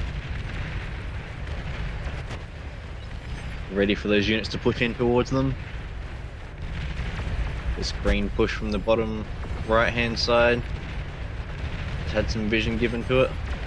Oh, we've even got a mini starfall, defensive mini starfall out of the Orange King. I love those things. Where's that? It's about next to the Bastion for the Orange King. We've also got a mini Ragnarok as well. Just below that. Oh man, those mini starfalls are an absolute, like the starfall as a building is an absolute joy. The extra units that give you packs that give you like the mini versions of the super weapons. Oh man, they're fun. I wish I built a meatball last game. Check out on the bottom. I didn't realize they shot like that. I would have 100% built them instead of all the Razorbacks I built.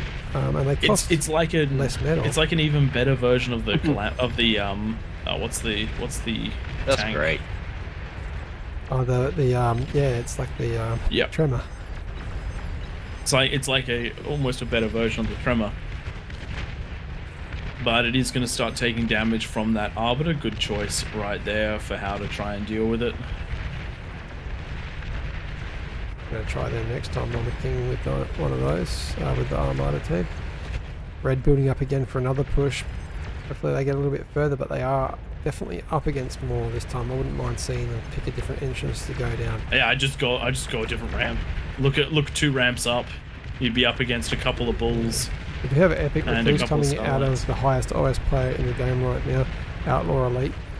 Now with 15 Epic Recluses ready to go and push up into some commanders that are awaiting their D-guns.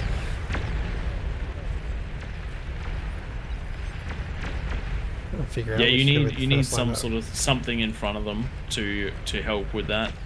Because Some T3 units. Webbers would be fantastic. Oh 'cause, yeah. They will stun. I didn't even realise how much they can really do until last game. I had a bunch of Webbers. I ended up just sending them in by themselves because I had nothing else, and managed to reclaim a T2 constructor and defend against everything that was trying to kill them just because I had enough to stun everything in its way.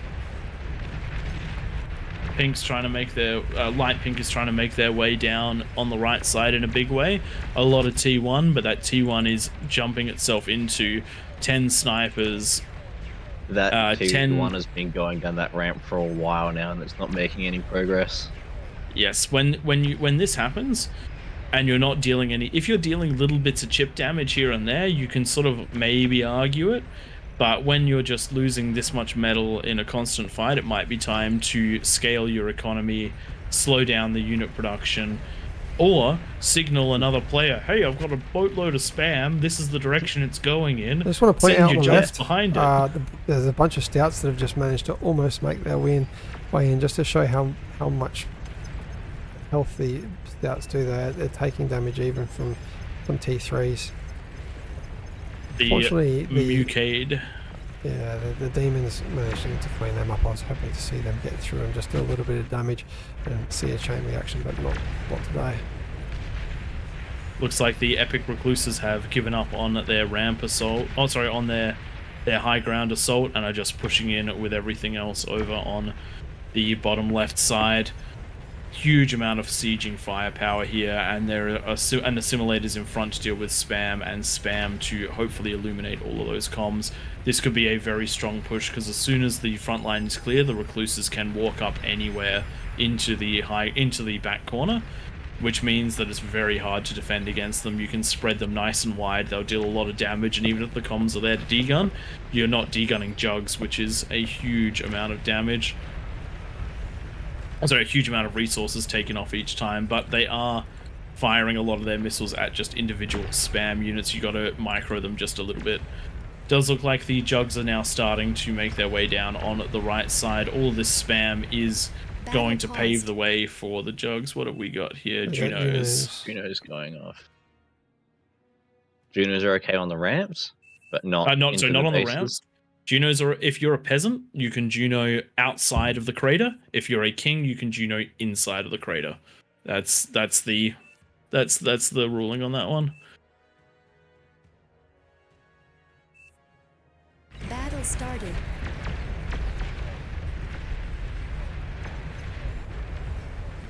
Yeah, we allowed Junos everywhere. You just pretty much lose all radar and vision that you get out of spam. Looks like we've got a coordinated assault that's coming in on the top side, the top of the map here. These recluses are Those really stealth doing work, units. though. Don't want to miss that. Yes, the recluses are doing well, and so are the jugs, pushing with all of that spam. But the big thing is killing this front stuff is all well and good. You've got to get behind. You've got to push these epic recluses into these back sections. You've got to get that fire onto the things that matter, which is the eco centers. Because even if you take out all the behind. Sorry to interrupt. Yeah. Oh my god! Yeah, that's just 43. a couple. Just 43. Come on, Regeki, do your thing.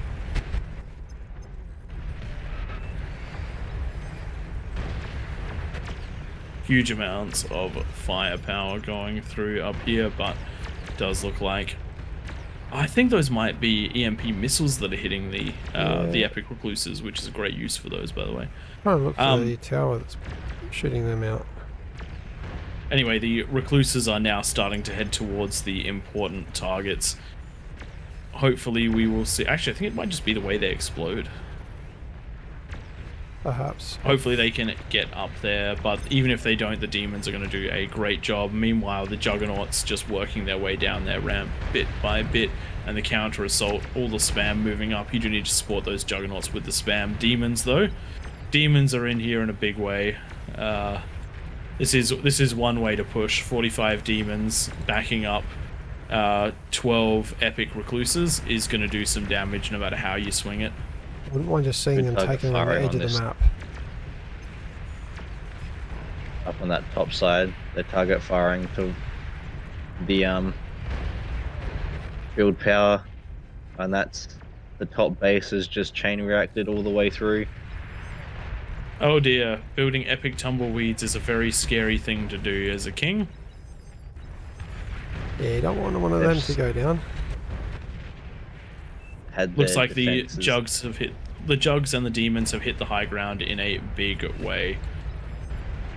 I am nervous. Tom's standing for good position. Kings. We've just had all the build power go down with just a few units. Thanos taking them out.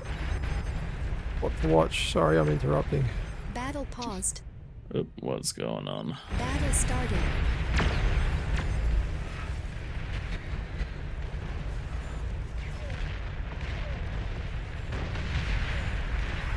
Oh dear. Second economy going down up there as well. And those units are making their way into the middle on that top side. There is demons around, but that artillery is just firing over the top. Such a cool effect when those bombs go off, and yep. There goes the APHIS, and we have a massive hole in the top of the map now. And that central build power is now within range. What's firing on the central build power? It's those green units that have just disappeared before I can click them because Regeki's too good at his micro.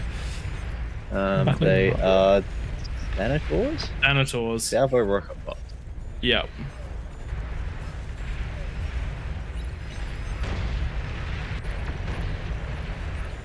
Does look like most of the bottom left side has been cleared up. Unfortunately, not quite taking out the eco centers there, the top eco centers while they were undefended. Now there is a epic bulwark defending up there, so some spam would do a very good job of clearing all that up. But the demons are just on a warpath, making their way around the map at this point. The recluses trying to follow up as well. The demons have done a great job. They're also pushing in the top left as well. And so we've got some massive. We've just had a quarter of the map taken out in about a minute and a half. So the Kings are certainly they've taken a massive blow themselves. But if you look at the incomes are actually equal, and the Juggernauts are on the warpath on the other side as well. Unfortunately, with little Regeki losing this game with the T2 advanced construction turrets having the extra units packs on. He's putting out about 5 demons every second by the looks of things. Good D-guns are coming off in that middle section. Oh, sorry, in all those jugs. Every com is trading 1 or 2 per life, but there is just so many jugs, and the demons have managed to push through on the other side as well. Just so much health. They're basically functioning as spam themselves. And we do have a Sol Invictus as well. running up. This is going to be, this will be the first Kings win of the night if they do manage to pull this one off, and they're in the position to do so. Just quickly looking at the bottom right-hand side, we've got a single behemoth advancing up the ramp. It is taking fire from everything. There are 3 pulsars, there are titans, there are Thanatos, and look at it go. It's at half health now, but it's been taking all of that fire for like 30 seconds odd, and it's still just going. Behemoths really are a chonky unit. And now that it's got its main cannon in range, there we go, it finally goes down to a D-gun, but it pushed everything back. I freaking love that unit. Juggernauts slowly being taken out, but they are getting into the locations they need to deal massive damage.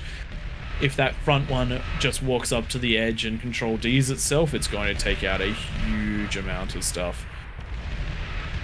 Comm coming in, a resed comm. Very good idea to res those comms if you can. Looks like it's going to get close enough to hit one of the middle spots. Nope, it has been seen. It's going to be taken down before getting a D-gun off.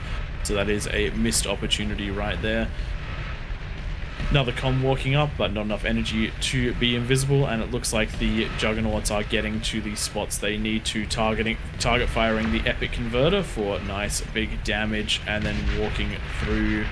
Oof, double big Juggernaut explosion. 3 Juggernauts taken down by what looks like a single D-gun. I think that was a chain reaction from low health Jugs.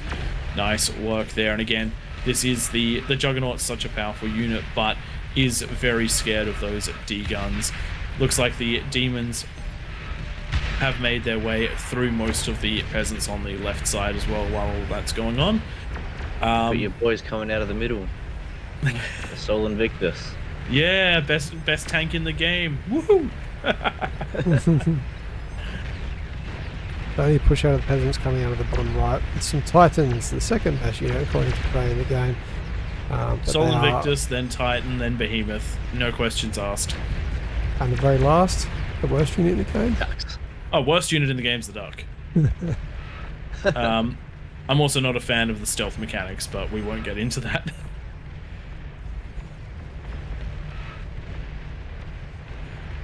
Looks like we're basically on cleanup at this point. There's still a very strong corner down here, and if you look at the eco in the bottom left, they're about to get an epic fusion reactor online.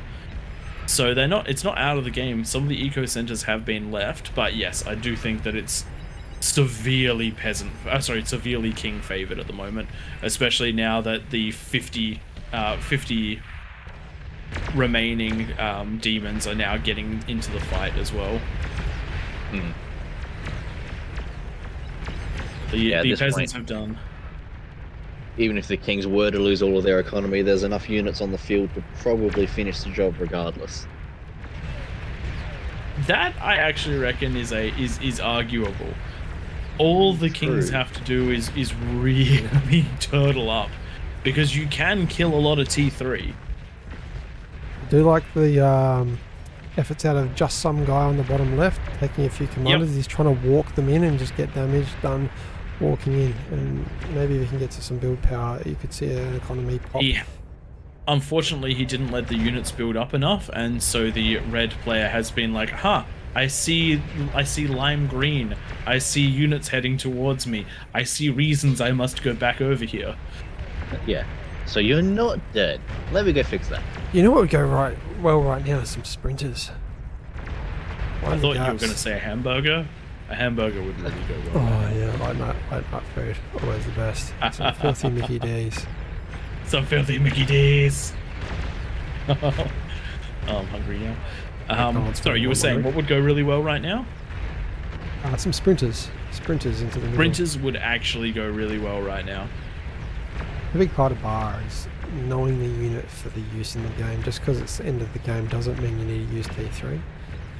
So just as an example of what we're talking about, look at the top left side of the King's base, where Rageki's comm is, where they're building the next epic fusion reactor, where the T3 is producing epic recluse.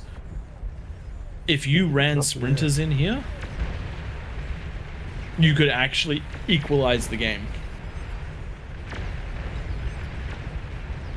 Alright, as we're wrapping this one up, the consensus of the comment about our intro discussions is a mix is good. Only one comment responding to that, or a couple comments, so we're taking that as the answer from everyone. You don't mind what we talk about, really, which is good, because we just blab on to fill some of those gaps. One final thing on the road to OS 25 that Prey was part of. What's next, guys? What do you reckon? Road to 50. It'll take a long time and a lot of trying to get there, I think. Yeah, but it's content farming. If we make the series longer, there'll be more videos. I tell you what is next is Tank Time's crack. He did join in on Prey for the few of the last games that Prey played and got a taste for it, and he's gone into it himself. So the next series feature Tank Tom. Had a few wins so far, and hopefully Don't that'll give away continue the on results. They haven't seen it yet.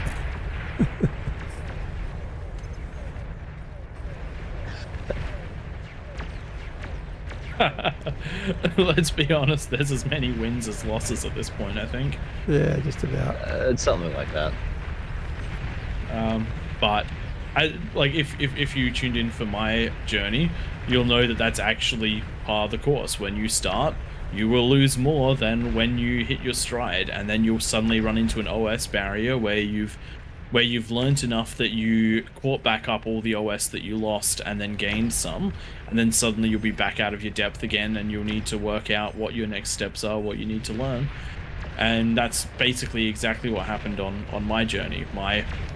The first half of the games were very mixed results, and then I came into my stride, and then and probably. And you stopped playing glitters. I mean, I stopped playing Cortex and started playing Armada, and when I did that, I didn't lose. Yeah, So it's true. But no, that had more to do with the fact that before that I was playing at a sort of level, like a 20 OS skill level. Then after playing for a bit and learning, I started playing at a 25 OS skill level, and it just took a little while for my OS to catch back up. Yeah.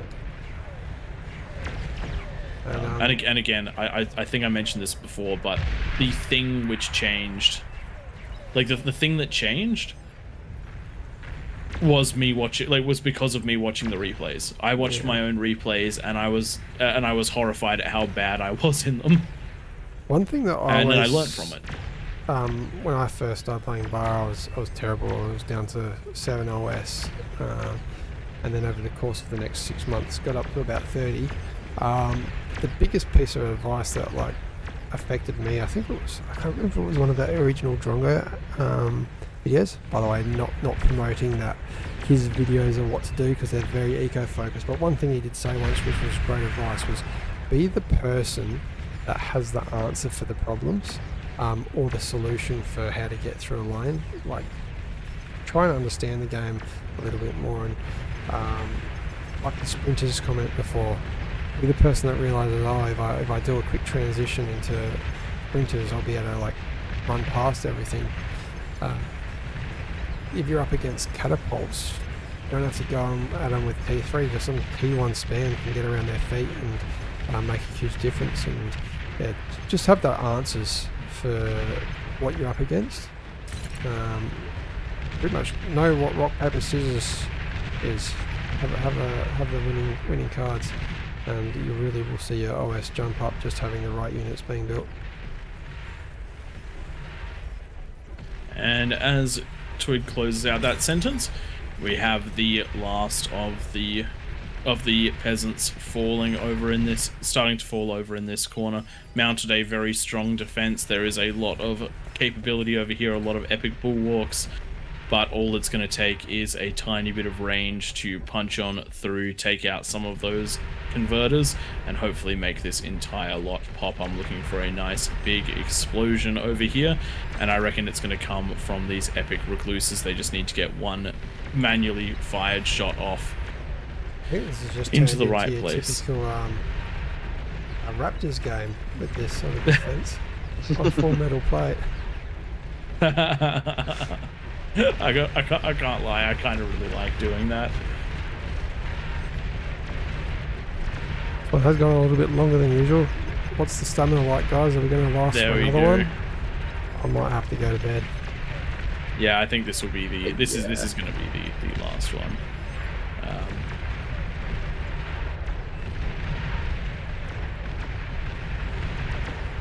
Where's that? Just on need- that one?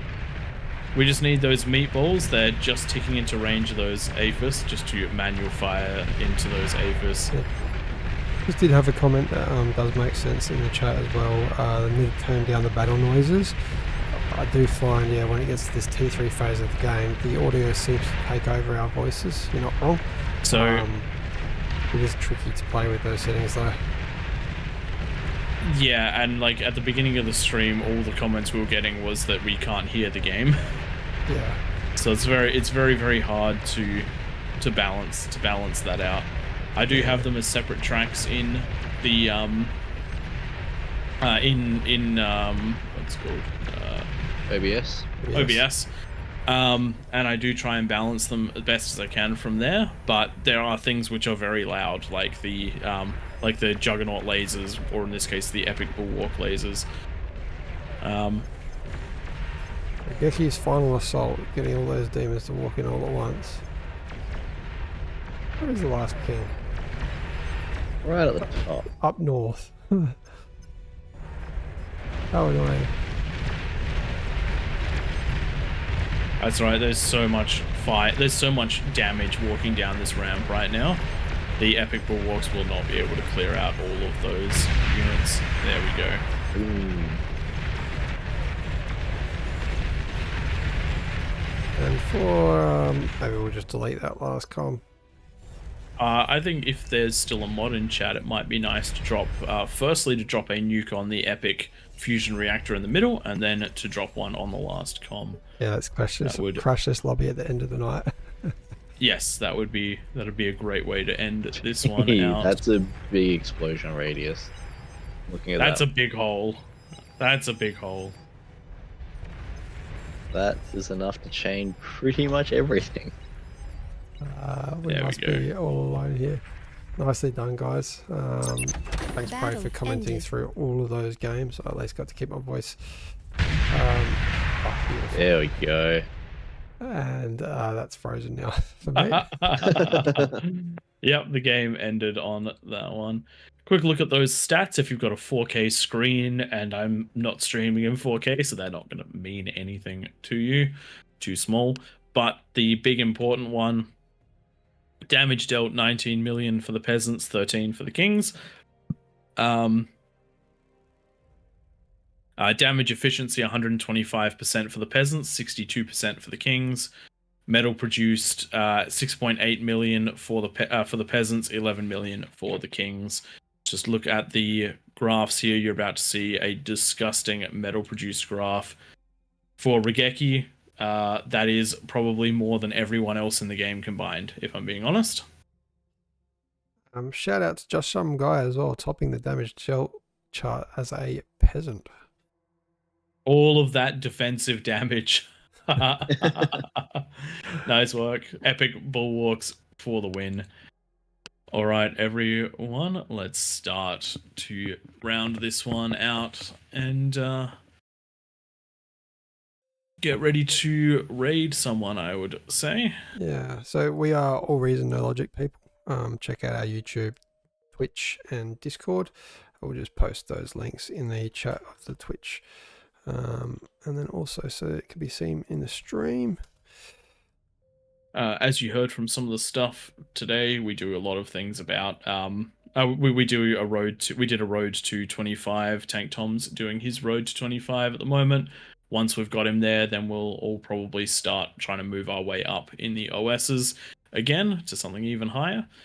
Beyond that, we do this every Sunday, whether it's on this channel or on our own. And we also do a Wednesday night stream just on our own channel. And we invite anyone who wants to play with us to come then. It's a great opportunity to talk to us because we don't cast it, we actually play it and we'd love to hear from you. Any likes, follows, subscribes, comments, all that good stuff helps us out a lot. And if you're not part of the part of the numbers counting towards 50k for the official, please do head on over to the Discord, isn't it, that they're looking for the 50k? Yes, I believe so. Yes. Yeah. Do head on over there and help us get to that 50k so that we can enjoy that 50k event. Yeah. We'll hopefully host a King of the Hill during that, which will probably blow up our computers again. I shall say. And a big thanks to Nightmare and Flo for being here tonight. They are the guys that have been help run this when they're here, and they do a lot of the things like the unit deleting, the weird and wacky things that happen on the map, and also just help us achieve this, making the lobby big and all that sort of stuff. We couldn't do it without them. So we're always endlessly appreciative to them and endlessly appreciative to the devs that work on the game that we love. That's it. All right. On that note, I reckon we will slowly wind this one down as we get ready to raid another channel. And if you are still in the game, it looks like there's a King of the Hill after party where it's going to just be a whole lot of players playing versus on even teams, no bonuses this time. If they get updated, that is. A few in there, that is, you might end up with a plus bonus. 55 for Geki. That'd be terrifying. I hope I'm on his team if I play. All right. Thanks everyone for watching. I'm going to switch us over to the end of stream title cards. I'll catch you next time. Beyond All Reason fans, welcome to King of the Hill by AllReasonNoLogic. Experience 2 or more teams facing off in epic scale warfare, where the Horde gang up on the Kings of the Hill. Kings start off with an economic bonus. They do their best to defend an onslaught after a no-rush timer expires. Test out your micro and defend against multiple players in variations of this game mode.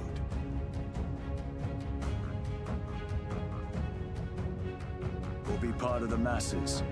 Team up with your allies to topple the throne in a glorious victory.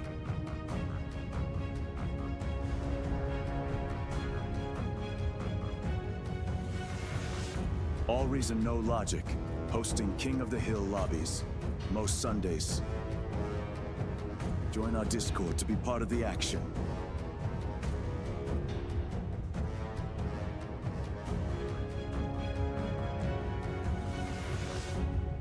See you in game, Commanders.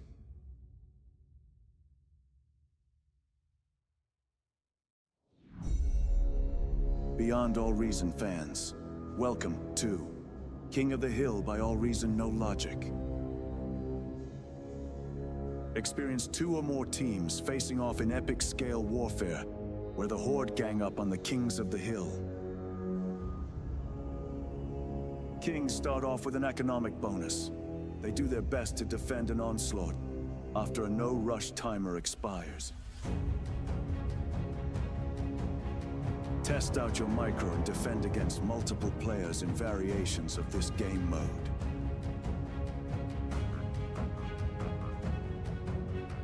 Or be part of the masses. Team up with your allies to topple the throne in a glorious victory.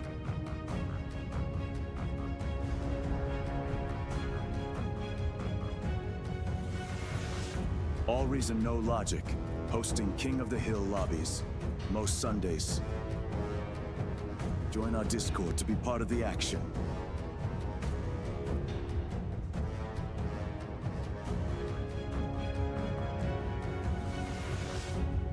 See you in game, Commanders.